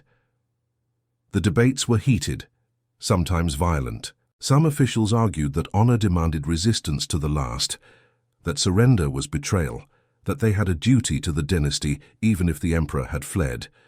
Others countered that they had a greater duty to the million people inside the walls, that choosing mass death over capitulation was not honor but madness, that pragmatism was not the same as cowardice. Gradually, painfully, the pragmatists won. Messages were sent to the Mongol camp. Negotiations began. The terms were harsh but not impossible. Zhongdu would surrender and acknowledge Mongol supremacy. The city would pay an enormous tribute, Gold, silver, silk, horses, everything the Mongols demanded. A certain number of young people, both men and women, would be handed over as slaves. The walls would be partially demolished to prevent the city from ever again serving as a fortress against the Mongols, but in exchange, the population would be spared general massacre. There would be looting, certainly, and many would die in the chaos that always accompanied a city's fall, but there would be no systematic extermination, no total destruction. Some Jin officials refused to accept these terms and chose death over surrender. They committed suicide or died fighting in last-ditch resistance, but enough accepted to make surrender possible. In the summer of 1214, after months of siege, the gates of Zhongdu opened. Mongol warriors poured into the capital of the Jin dynasty, and one of the great cities of the medieval world became part of Genghis Khan's growing empire. What followed was a controlled catastrophe. The Mongols maintained enough discipline to prevent total massacre, but they also allowed their warriors to loot and plunder as reward for the long siege. Buildings were ransacked, treasures were seized, people were killed in random acts of violence that the Mongol command made no great effort to prevent. The city that had been the center of Jin culture and power was scarred, traumatized, fundamentally changed. It would survive, would even eventually recover and prosper under new rulers, but it would never again belong to the Jin dynasty. The fall of Zhongdu marked the effective end of the Jin dynasty as a major power. Emperor Xuanzong still ruled from Kaifeng in the south, and the dynasty would limp on for another 20 years before final extinction. But they had lost their capital, lost their northern territories, lost their military power, lost their prestige.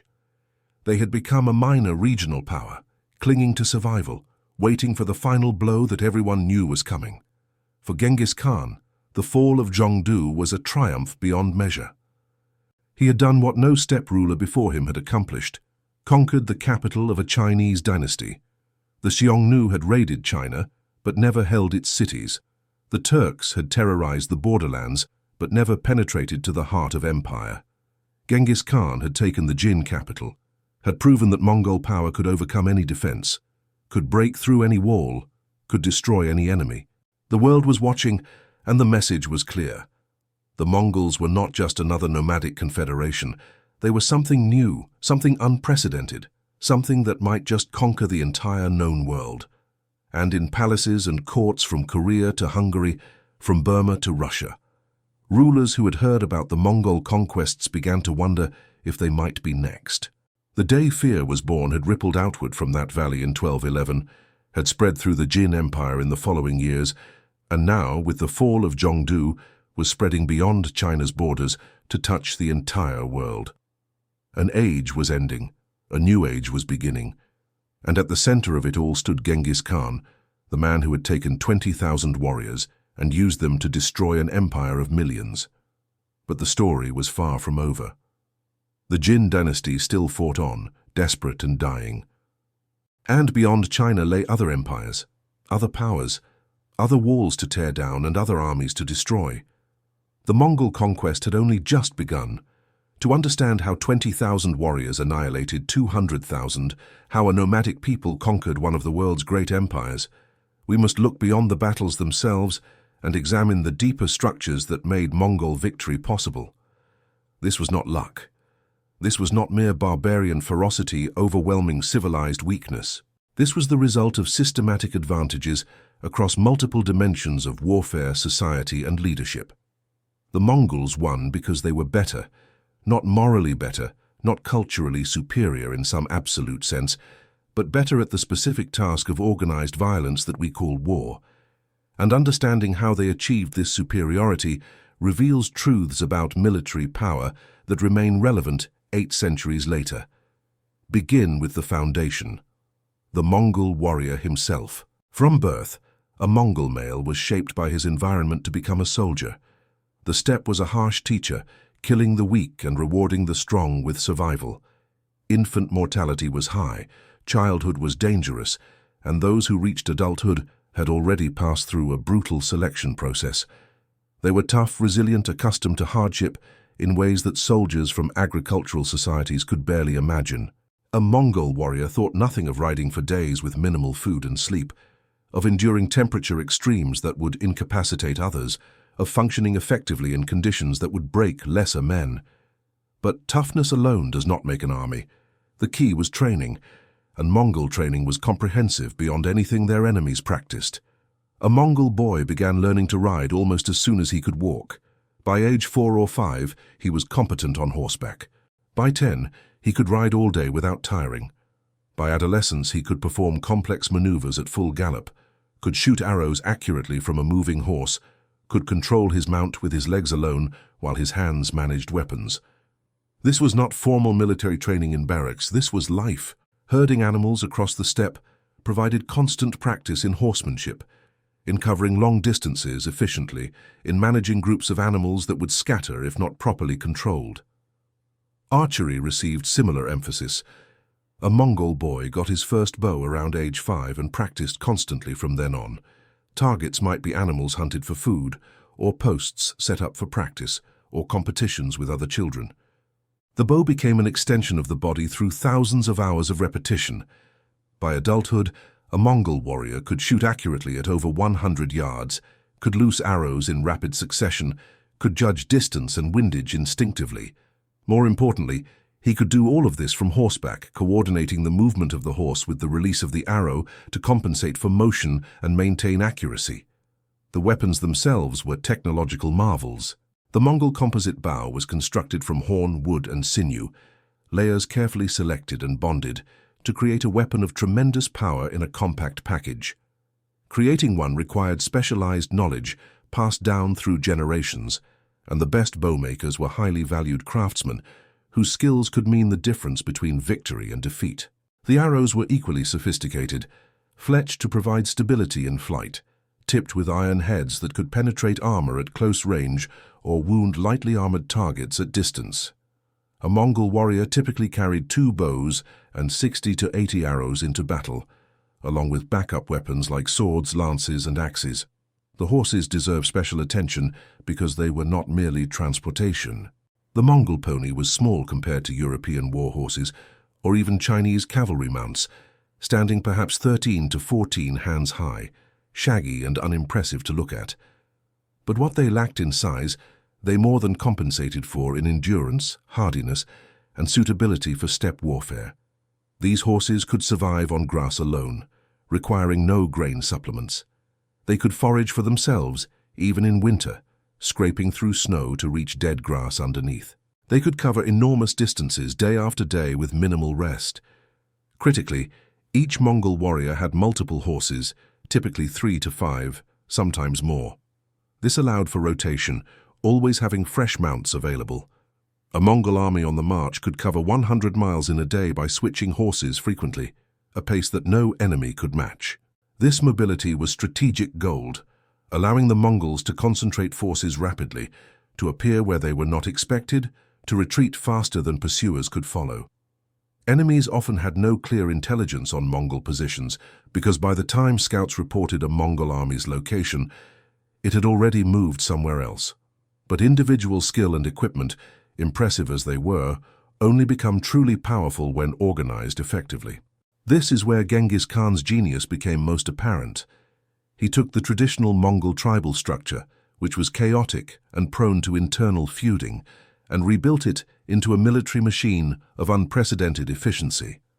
The decimal system, organizing warriors into units of 10, 100, 1,000, and 10,000, provided clarity of command and span of control that other armies lacked.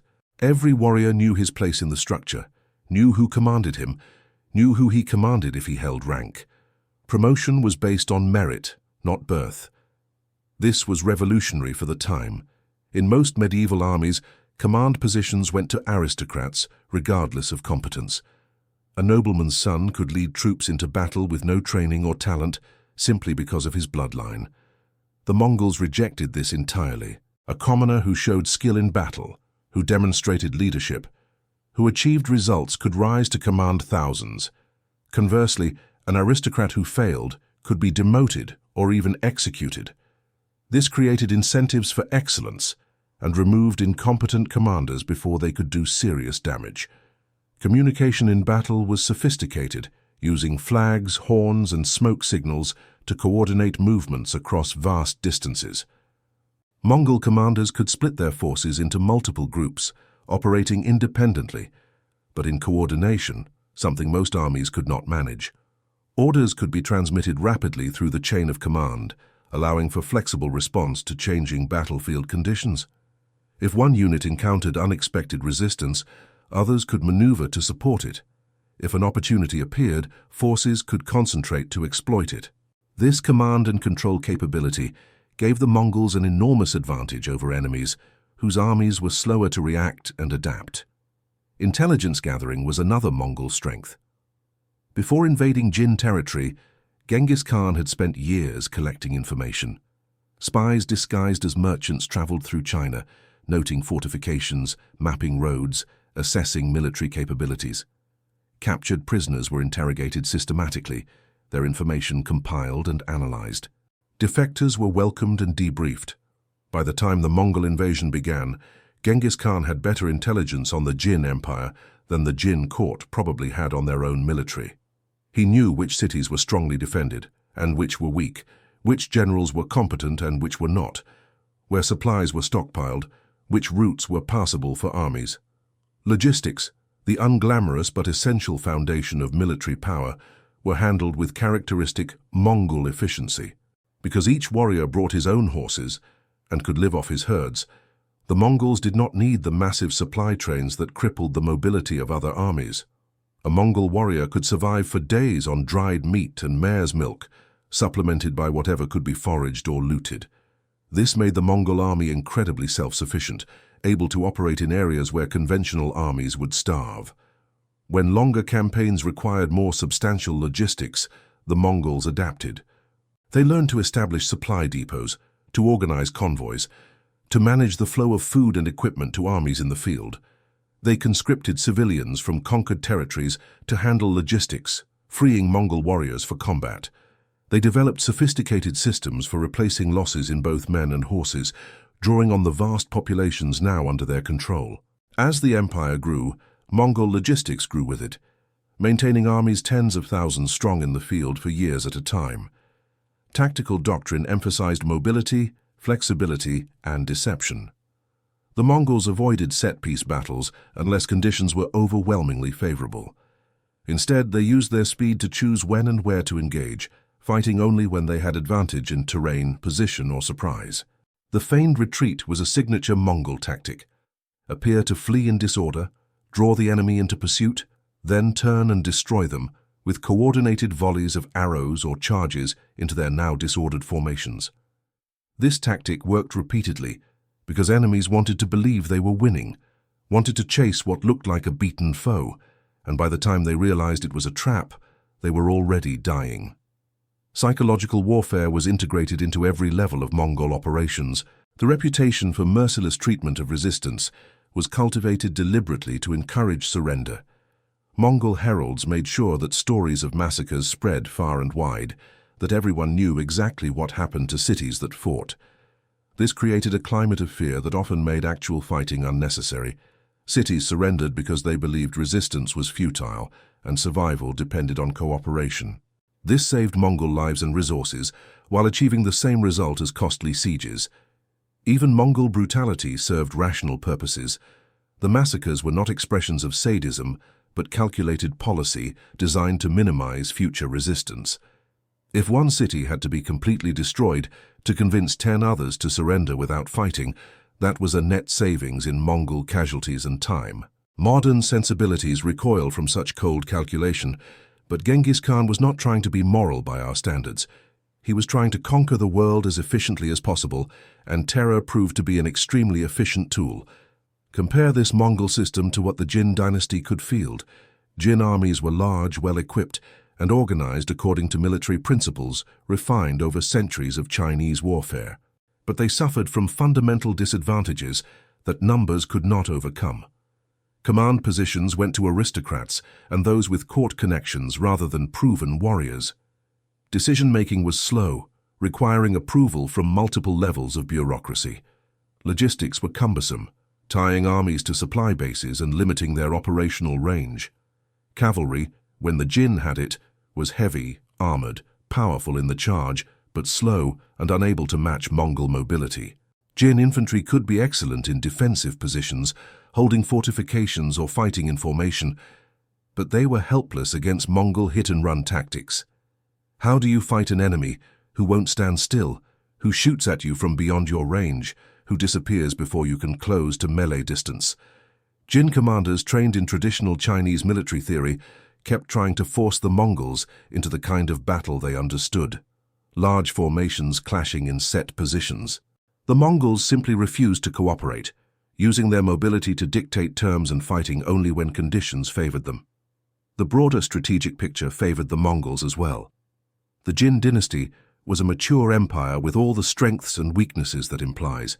They had cities, agriculture, trade, culture, everything that makes civilization worth defending. But these assets became liabilities in total war. Cities could be besieged, crops could be burned, trade routes could be cut. The Jin had much to lose, which made them cautious, defensive, reactive. The Mongols had little to lose and everything to gain, which made them aggressive, offensive, proactive. The Jin also suffered from internal divisions that the Mongols exploited ruthlessly. The Jin dynasty had been founded by Jurchen conquerors who ruled over a predominantly Chinese population. This ethnic division created tensions that Mongol agents could exploit, encouraging Chinese subjects to defect or simply to not fight too hard for their Jurchen overlords. Regional commanders sometimes pursued their own interests rather than coordinating with the central government. Court politics distracted from military necessities. None of these problems were fatal by themselves, but they created friction that reduced Jin effectiveness, while the highly unified Mongol command operated with ruthless efficiency. Perhaps most fundamentally, the Mongols were a people at war in ways the Jin were not. Every Mongol man was a warrior, trained from childhood, kept in fighting trim by the demands of steppe life. War was not something separate from normal existence, but an extension of it. The skills needed for survival on the steppe, herding, hunting, riding, archery, were the same skills needed for warfare. The Mongols could mobilize their entire adult male population for military campaigns without disrupting their society, because their society was already organized around these activities. The Jin, by contrast, had to pull farmers from fields, craftsmen from workshops, turning productive civilians into soldiers. This was disruptive and expensive, and the soldiers produced were rarely as good as professional warriors. The Jin had professional soldiers too, of course, but they were a minority of the total force, and even they often lacked the comprehensive training that every Mongol warrior received from childhood. When a Jin army met a Mongol army, it was specialists meeting people for whom war was life itself, and the difference showed in every engagement. Technology played a role, but perhaps not in the way one might expect. The Jin dynasty had access to advanced Chinese technology, including early gunpowder weapons, sophisticated metallurgy, and extensive engineering knowledge.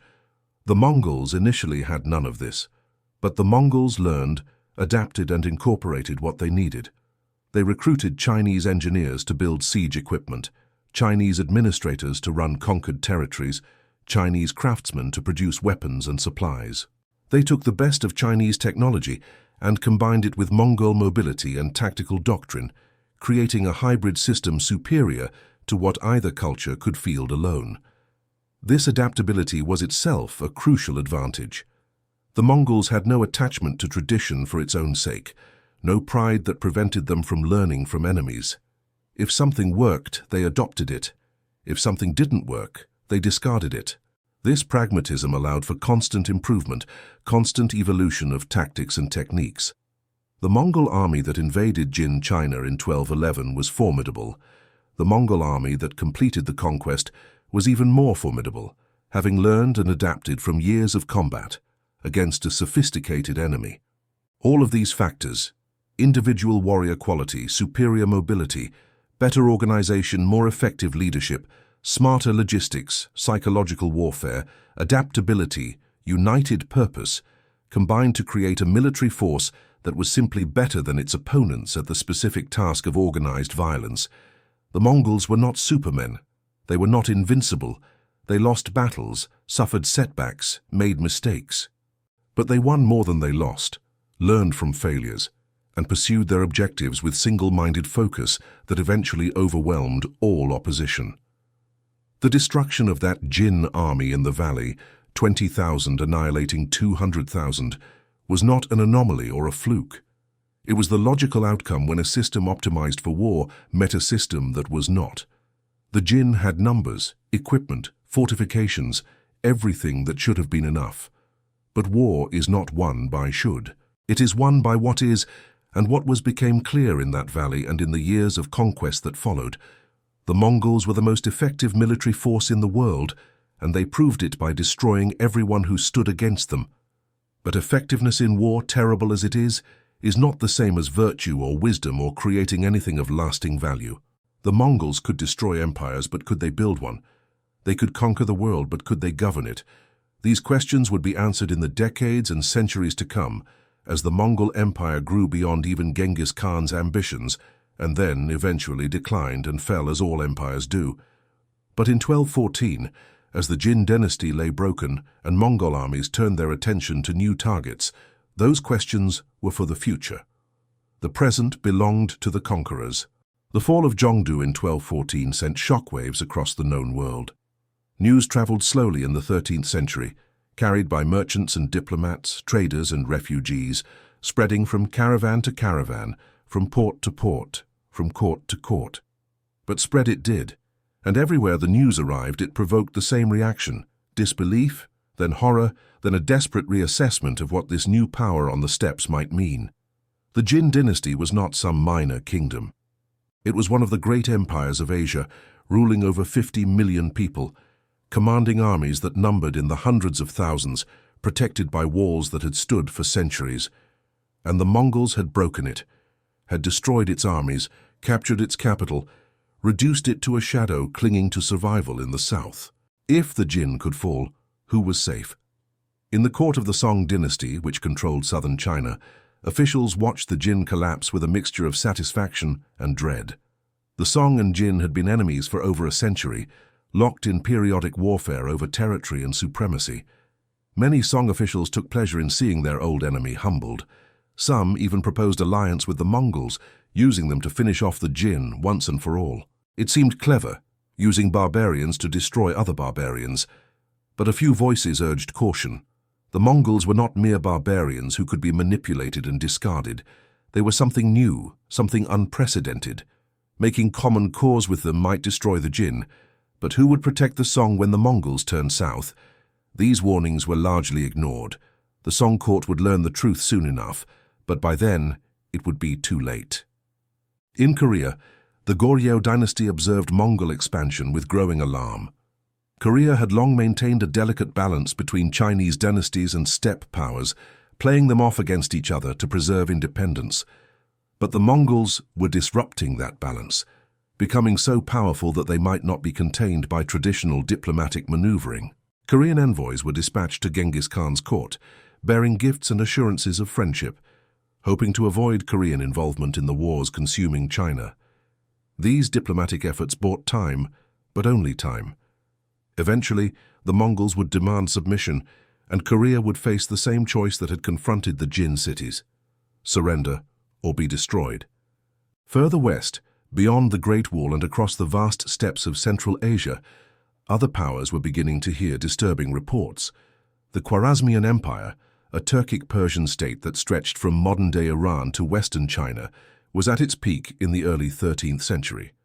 Shah Muhammad II ruled an empire of enormous wealth and military power, controlling the Silk Road trade routes and commanding armies that had never known defeat. The Shah heard about Mongol successes in China and dismissed them as irrelevant to his concerns. The Chinese were soft, he reasoned, corrupted by civilization, unable to stand against true warriors. If these Mongols ever dared to face the armies of Khwarezm, they would learn what real soldiers could do. This arrogance would prove fatal. The Shah would soon have his chance to test Mongol strength, and the result would be another empire destroyed, another lesson in the price of underestimating Genghis Khan. But in 1214, that confrontation was still several years away. For now, the Khwarezmian Empire stood secure, unaware that its doom was already taking shape in the camps of the Mongol army. The Islamic world beyond Khwarezm knew even less about the Mongols. To the caliphates and sultanates of the Middle East, events in distant China were barely relevant. Curiosities mentioned in reports from traveling merchants, but of no immediate concern. These Muslim states had their own problems. Crusader kingdoms on the coast, internal political struggles, theological disputes. The idea that horsemen from Mongolia might someday reach Baghdad, Damascus, Cairo seemed absurd. The distance was too great, the obstacles too many.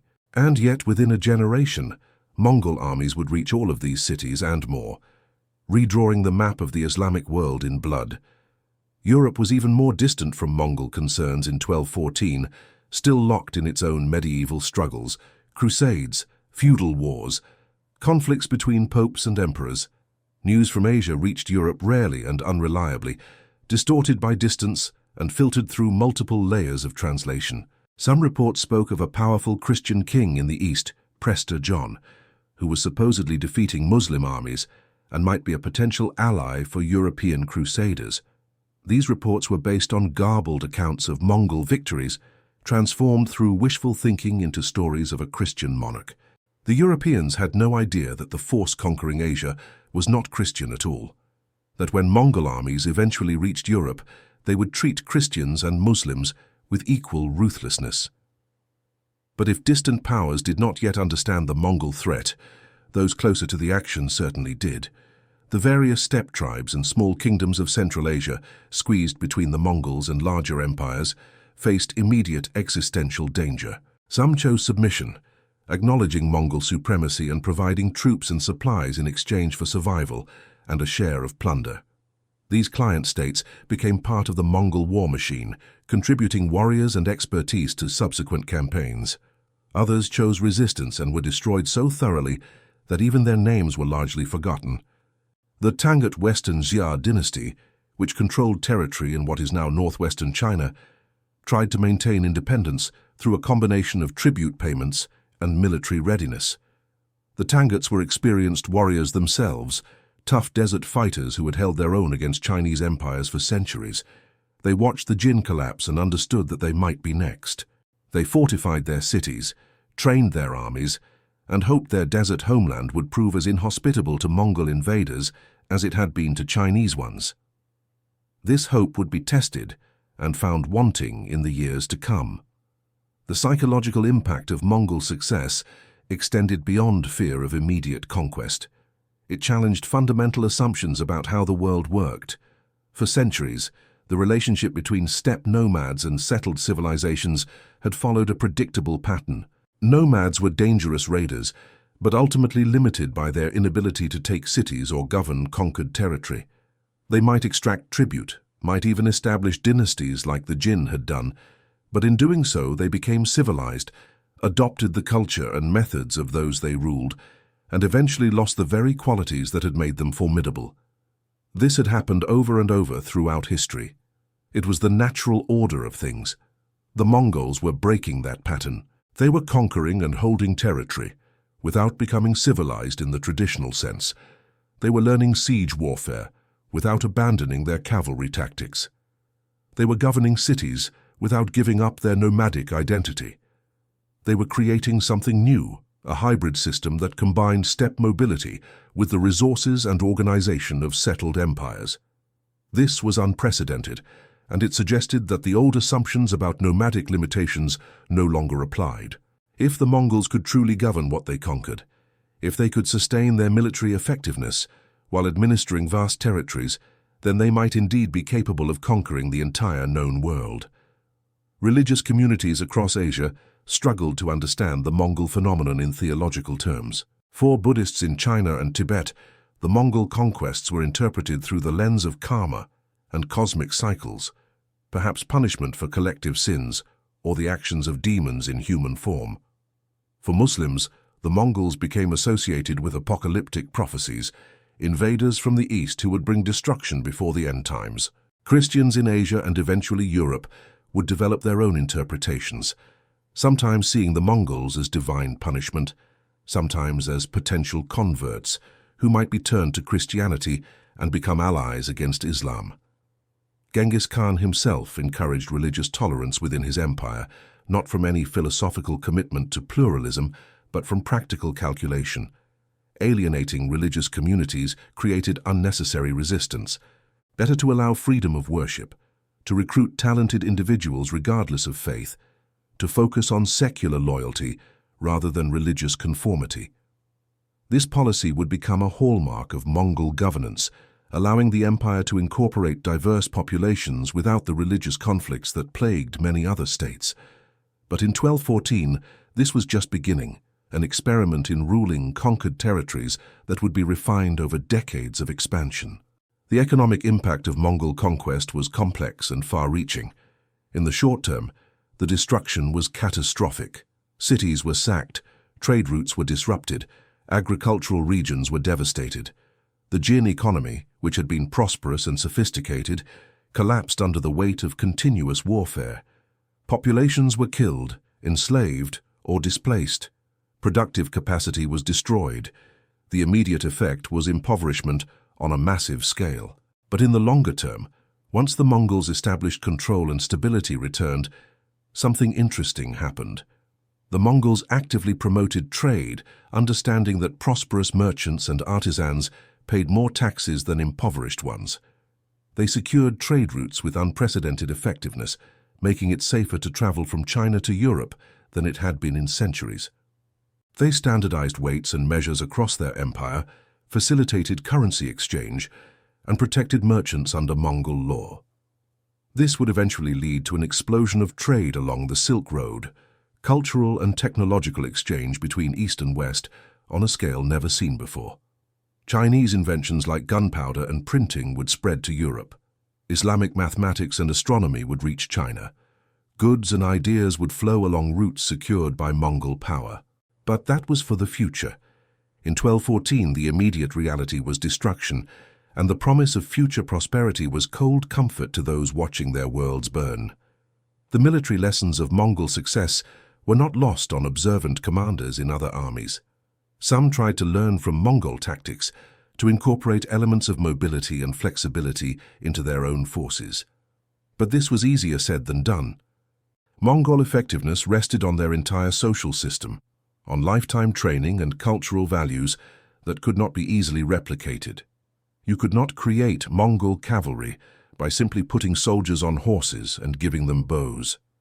The skill took decades to develop, and armies that tried to imitate Mongol tactics without the underlying foundation usually failed miserably. A few powers had some success adapting to the Mongol challenge. The Mamluks in Egypt, professional slave soldiers who were themselves products of rigorous training from childhood, would eventually prove capable of defeating Mongol armies in battle.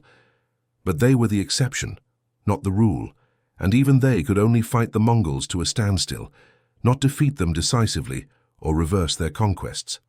For most of the Mongols' enemies, the lesson was not how to defeat them, but how to survive them, either through submission or by being far enough away that conquest was impractical. The environmental impact of Mongol conquests is harder to quantify, but was nonetheless significant. The destruction of agricultural infrastructure, the killing or displacement of farmers, the disruption of irrigation systems, all had ecological consequences. Farmland reverted to grassland or desert. Populations that had supported dense settlement became sparsely inhabited. Forests were cut down to build siege equipment and then not replanted. The landscape itself bore scars from the conquests, some of which are still visible in the archaeological record today. Entire cities that were destroyed and never rebuilt have left only ruins, testaments to the destructive power of the Mongol war machine. But perhaps the most profound impact was psychological and cultural. The Mongol conquests shattered the confidence of settled civilizations in their inherent superiority over nomadic peoples. For centuries, the civilized world had looked down on steppe nomads as primitive, as interesting perhaps in their martial skills, but ultimately inferior in every way that mattered. The Mongols proved this assumption catastrophically wrong. They demonstrated that nomadic organization could be just as sophisticated as sedentary civilization, just organized around different principles. They showed that mobility and flexibility could defeat numbers and fortifications. They forced a fundamental re-evaluation of what military power meant and where it came from. This psychological shock rippled through cultures for generations. Chronicles and histories from across Asia, and eventually Europe, struggled to explain how the Mongols had achieved what they did. Some explanations were factual, noting Mongol tactics and organization. Others were supernatural, attributing Mongol success to divine favor or demonic assistance. But all agreed that something fundamental had changed, that the world was not as stable or predictable as people had believed, that catastrophe could strike from unexpected directions and overwhelm even the greatest empires. In the Mongol camps, as armies rested between campaigns and planned the next phase of conquest, there was satisfaction, but not complacency. Genghis Khan had achieved something remarkable, but he knew the work was not done. The Jin dynasty still existed in the south, diminished but not destroyed. Other empires lay beyond, unconquered and perhaps unaware of what was coming for them. The Mongol army was battle-hardened now, experienced in every form of warfare, equipped with the best weapons and techniques from across Asia. The warriors who had started as nomadic tribesmen were now the most formidable military force in the world. But Genghis Khan was also aging. He had been born around 1162, which made him 52 years old in 1214, elderly by the standards of the time, and especially for someone who had lived as hard as he had. He had survived assassination attempts, poisoning, battlefield wounds, and the incredible stress of leading continuous military campaigns for decades. He could not live forever, and the question of succession loomed over the empire. His sons were capable, some of them, but none had yet proven they could hold together the vast territories their father was conquering. Would the Mongol Empire survive Genghis Khan's death, or would it fracture like so many other nomadic confederations had done when their founding leader died? These questions were for the future.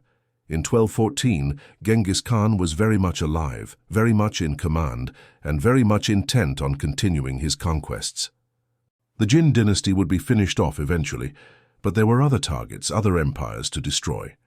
To the west lay the Khwarezmian Empire, wealthy and arrogant, and about to make a mistake that would bring the Mongol storm crashing down upon it. To the south lay the Song dynasty, rich and culturally sophisticated but militarily weak, a prize waiting to be plucked. To the north and west lay Russia and Eastern Europe, barely aware that the Mongols existed. The day fear was born in that valley in 1211 had not ended. It had only begun to spread, rippling outward from China across the entire continent, eventually touching every civilization from the Pacific to the Atlantic. The 20,000 who had destroyed 200,000 were now hundreds of thousands, and they were just getting started. The Mongol conquests would continue for another generation, creating the largest contiguous land empire in human history, reshaping the world in ways that are still felt today. But that is another story, one that extends far beyond the fall of the Jin dynasty. For now, as we approach the conclusion of this particular chapter of history, it is enough to understand what happened and why, to understand how a nomadic people from the Mongolian steppes conquered one of the great empires of China, through superior tactics, better organization, ruthless determination, and the brilliant leadership of a man who transformed warfare itself. To understand that the day fear was born was not a single battle but a campaign, a system, a revolution in military affairs that changed history. And to understand that the lessons of that revolution, the importance of mobility, flexibility, adaptation, leadership, unity of purpose, remain relevant today, centuries after the Mongol Empire itself crumbled into dust. The story of how 20,000 Mongols annihilated 200,000 Chinese is ultimately a story about power, about how it is created, wielded, and lost. The Jin had power, the power of numbers, of walls, of tradition, of civilization itself. But the Mongols had a different kind of power, the power of cohesion, of skill, of leadership, of the will to do whatever was necessary to achieve victory. And when these two forms of power collided, the outcome, however improbable it might have seemed beforehand, was never really in doubt. The future belonged to those who could adapt, who could learn, who could organize chaos into order, and order into conquest. In the early 13th century, that meant the Mongols, and the world trembled. The year is 1227. Genghis Khan is dying. The man who united the Mongol tribes, who destroyed the Jin dynasty, who conquered an empire stretching from Korea to the Caspian Sea, lies in his camp in northwest China, mortally wounded or perhaps simply worn out by decades of continuous warfare. The sources disagree on the exact cause of death. Some say he was thrown from his horse during a hunt. Others claim illness or battle wounds finally caught up with him. Still others whisper of assassination or divine retribution. What matters is not how he died, but what he left behind. An empire, a military system, a legacy that would shape the world for centuries to come. As Genghis Khan drew his last breaths, he was still planning conquests. The Jin dynasty had finally been extinguished just a few years earlier, in 1234, though Genghis would not live to see that final victory. The Khwarezmian Empire had been utterly destroyed in a campaign of such savagery that it became legendary, entire cities erased from existence, millions killed, irrigation systems demolished so thoroughly that regions that had been prosperous for millennia turned to desert and remain so today. The Mongol armies had reached Russia, had penetrated into Eastern Europe, had demonstrated that no distance was too great, no defense too strong, no empire too powerful to resist Mongol conquest. But Genghis Khan understood that military conquest was not enough. Empires built by the sword often died by the sword when the conqueror passed. He had spent his final years trying to ensure that the Mongol Empire would outlast him, dividing territories among his sons while maintaining overall unity, establishing laws and administrative systems, creating the framework for governance that could function without his personal leadership. Whether these efforts would succeed remained to be seen. His sons and grandsons would prove capable of continuing the conquests, expanding the empire even further than Genghis had managed.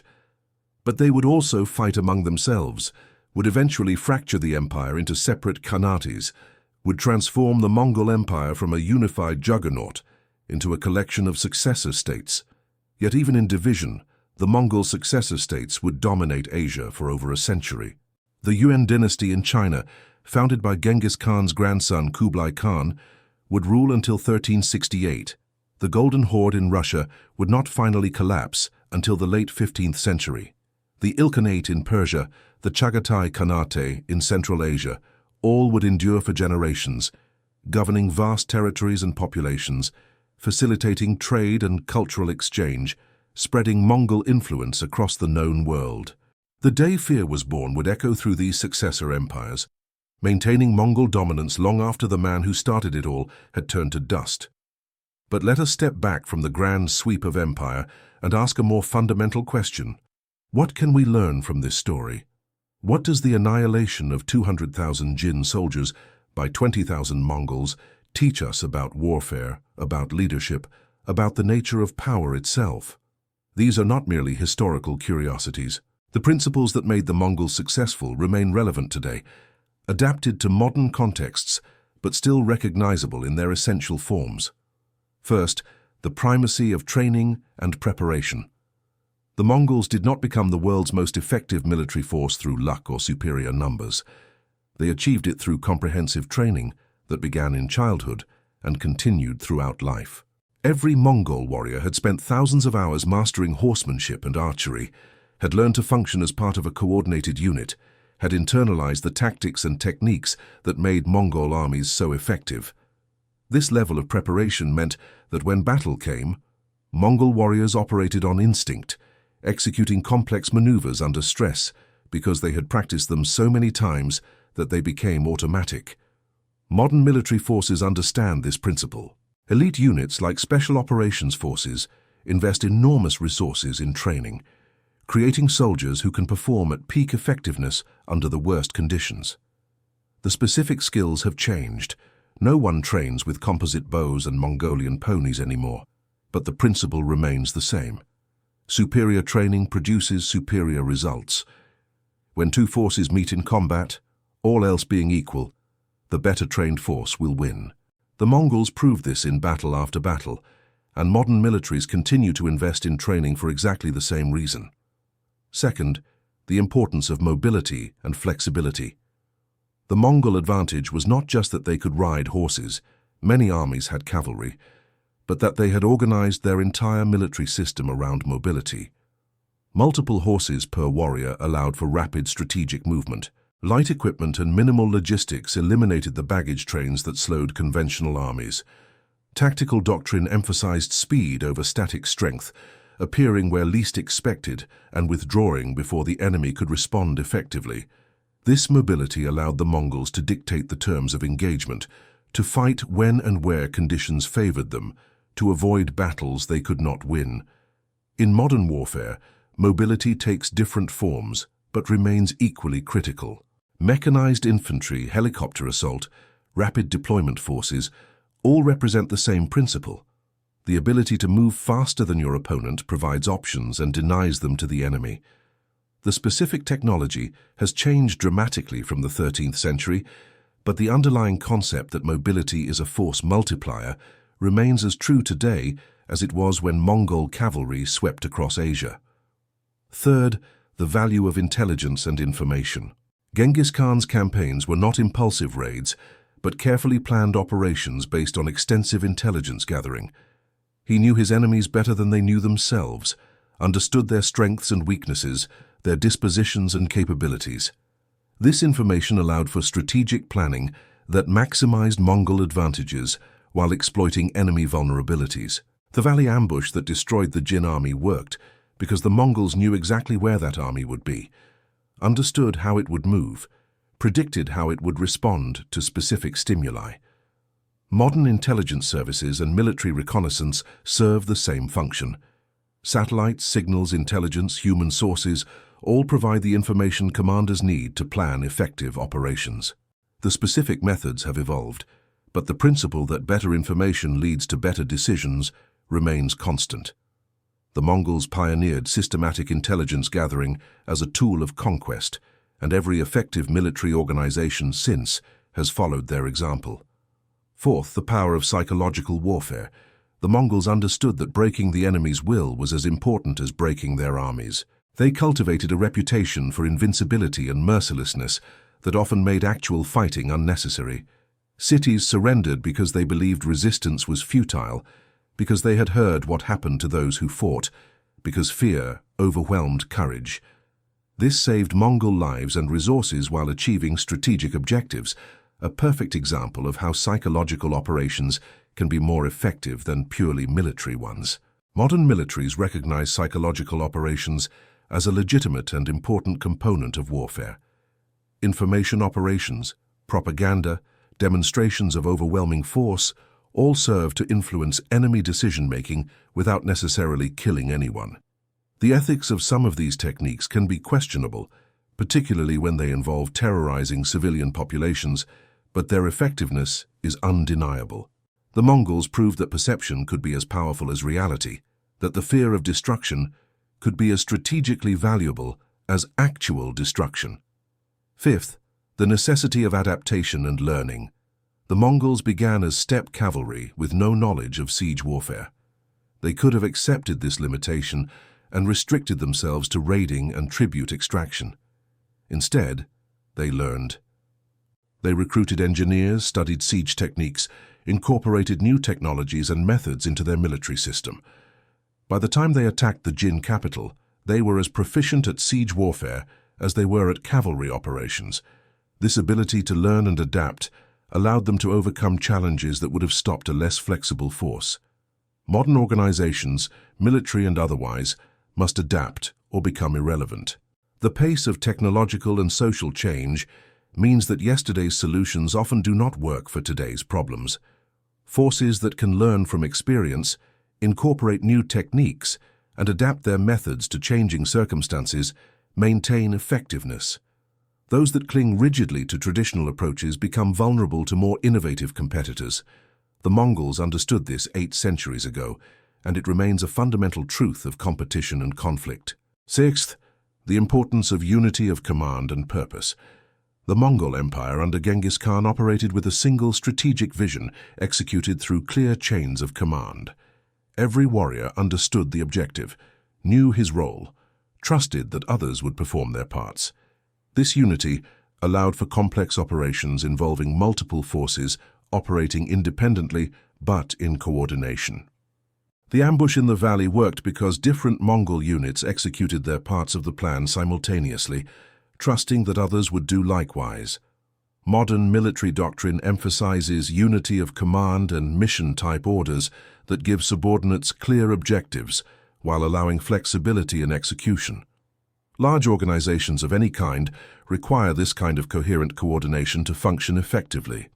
The alternative is chaos, different parts of the organization working at cross purposes, wasting resources and creating opportunities for opponents.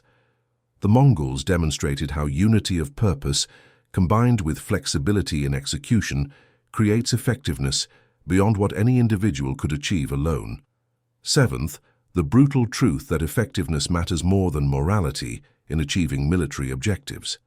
This is perhaps the most uncomfortable lesson of Mongol success. They won not because they were virtuous, but because they were willing to do whatever achieved their goals. They killed indiscriminately when it served their purposes, showed mercy when that was more effective, made and broke promises as strategy demanded. They were not constrained by ethical considerations that might have limited their options or reduced their effectiveness.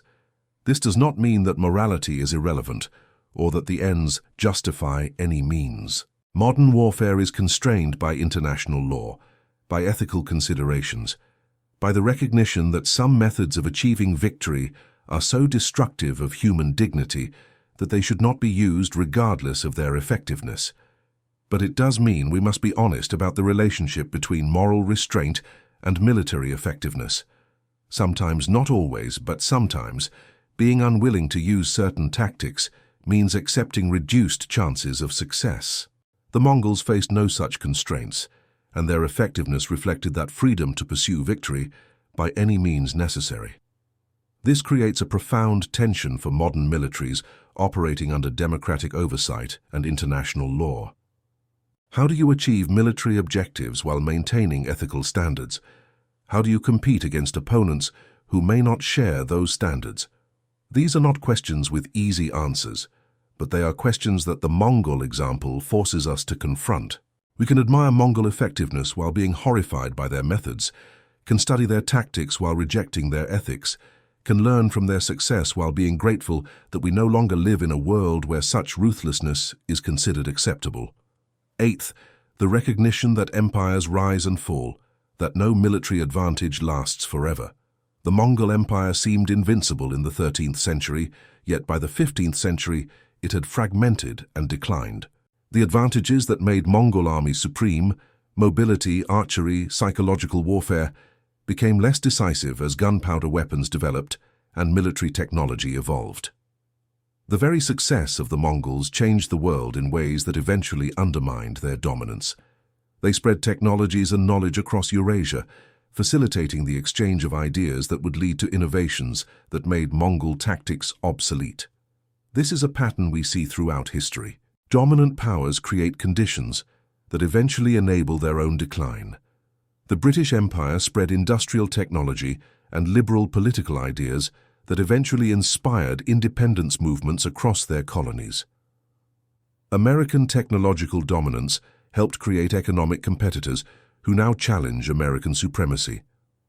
The Mongols' protection of trade routes and facilitation of cultural exchange helped create a more interconnected world that no longer needed or tolerated Mongol rule. For modern powers, the lesson is humility. Current advantages, technological, economic, military, are temporary. They will eventually be matched or surpassed by others. The challenge is to recognize this reality and plan accordingly, to maintain adaptability and innovation, to understand that dominance is not permanent and that today's superiority must be constantly renewed through effort and adaptation. The Mongols could not maintain their edge forever, neither can anyone else. Ninth, the human cost of conquest and the moral weight of violence. The Mongol conquest killed millions, depopulated entire regions, destroyed cultures and civilizations that had existed for centuries. The efficiency we admire came at a cost measured in human suffering on an almost incomprehensible scale. Cities were erased, families were torn apart, knowledge was lost, lives that might have been lived in peace and productivity were cut short by violence. We can study Mongol tactics and learn from their effectiveness without celebrating the destruction they caused. We can acknowledge that they changed history while recognizing that much of that change came through catastrophic violence. This is important because military history is not just an academic exercise or a source of strategic lessons. It is a record of human suffering, of what happens when organized violence is unleashed, of the consequences of war. Modern military professionals study history to become more effective at their profession, but they should also study it to understand the weight of what they are being asked to do. The Mongol conquests remind us that war, even when necessary, even when successful, involves destruction and death on a massive scale. This knowledge should inform decisions about when and how to use military force, should create appropriate caution about initiating conflicts, should ensure that violence is reserved for situations where it is truly necessary and where the objectives justify the inevitable cost. Finally, the recognition that individuals can shape history but cannot control it entirely. Genghis Khan was a military genius whose vision and leadership created an empire and changed the world. But he was also a product of his time and place, shaped by the steppe culture that produced him, enabled by circumstances and opportunities he did not create. His success came from recognizing possibilities and executing brilliantly, but also from being in the right place at the right time with the right combination of skills and vision. History is made by individuals acting in contexts they only partially control. Genghis Khan could not have conquered the world a century earlier or later. The specific circumstances of the early 13th century created opportunities he exploited. Other talented leaders might have achieved different results with the same opportunities. Lesser leaders would certainly have achieved less. The interaction between individual agency and historical circumstance creates outcomes that are neither predetermined nor entirely contingent. For those seeking to understand leadership and achievement, this is a crucial lesson. Success requires both capability and opportunity. You must be skilled enough to recognize and exploit opportunities when they appear, but you also need those opportunities to exist in the first place. Genghis Khan was brilliant, but he was also fortunate to be born at a time when Mongol unification was possible and when the surrounding empires were vulnerable. His genius was in recognizing this and acting decisively, but recognition and action alone would not have been enough without the underlying circumstances that made success possible. So what, ultimately, is the legacy of that day in 1211, when 20,000 Mongols destroyed 200,000 Jin soldiers? It is a legacy of fear, certainly, a demonstration that security is more fragile than we like to believe, that walls can be breached, that armies can be defeated, that empires can fall. But it is also a legacy of lessons about warfare, leadership, organization, and human capability. The Mongols showed what is possible when skill, organization, leadership, and will are combined with ruthless focus on objectives. They demonstrated that conventional wisdom about what could and could not be done was often wrong, that innovation and adaptation could overcome apparent insurmountable obstacles. Their conquests reshaped the world, creating connections between East and West that facilitated exchange of goods, ideas, and technologies. The Mongol peace along the Silk Roads enabled Marco Polo's travels, spread gunpowder and printing to Europe, brought Islamic science to China. These exchanges, often occurring despite or even because of the violence of conquest, helped create the interconnected world we inhabit today. The Mongol Empire eventually fell, but its effects rippled forward through history in ways both obvious and subtle. And perhaps most importantly, the Mongol conquests remind us that history is not linear, not a steady march from barbarism to civilization, from chaos to order. Sometimes the barbarians win, sometimes civilization falls, sometimes the old certainties are swept away by forces that conventional wisdom insists should not be possible. The world is more fragile, more subject to sudden catastrophic change than we usually like to acknowledge.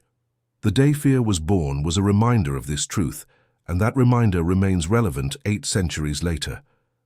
As we close this documentary, as we prepare to sleep or dream or simply rest, consider the stories we have told, stories of warriors and emperors, of battles won and lost, of empires rising and falling, stories of human beings just like us, facing challenges and making choices, sometimes with wisdom and sometimes with foolishness, sometimes achieving greatness and sometimes suffering catastrophe. History is not abstract. It is the accumulated record of human decisions and their consequences. The Mongols made certain choices: to unite, to conquer, to build an empire through violence and organization. The Jin made different choices: to resist, to rely on traditional methods, to believe their walls and armies would be enough. Both sets of choices led to consequences that shaped not just their own lives, but the lives of millions across continents and centuries. We make choices too, individually and collectively, and those choices will have consequences we may not fully understand until long after we are gone. The 20,000 who annihilated 200,000 are long dead. The empires they fought for have crumbled into dust. The cities they destroyed have been rebuilt or remain as ruins. But the lessons remain. The principles of warfare and leadership they demonstrated still apply. The questions they raise about power and violence and human capability still demand answers. And so we study them, not to celebrate conquest or glorify violence, but to understand, to learn, to remember that history is not past, but prologue, that the forces that shaped the 13th century continue to shape our world today. Sleep well, knowing that the world is both more fragile and more resilient than we imagine, that empires rise and fall, but humanity endures. That violence shapes history, but so do courage, innovation, adaptation, and the endless human capacity to survive, to rebuild, to continue.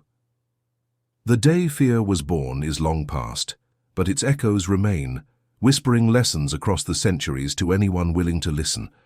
This has been the story of when 20,000 Mongols annihilated 200,000 Chinese. Thank you for listening. May your dreams be peaceful and your rest undisturbed. If you enjoyed this documentary series about one of history's most dramatic military campaigns, please consider liking this video and subscribing to the channel. Your support helps us create more deep-dive historical content like this, exploring the moments that changed the world and the lessons they still teach us today.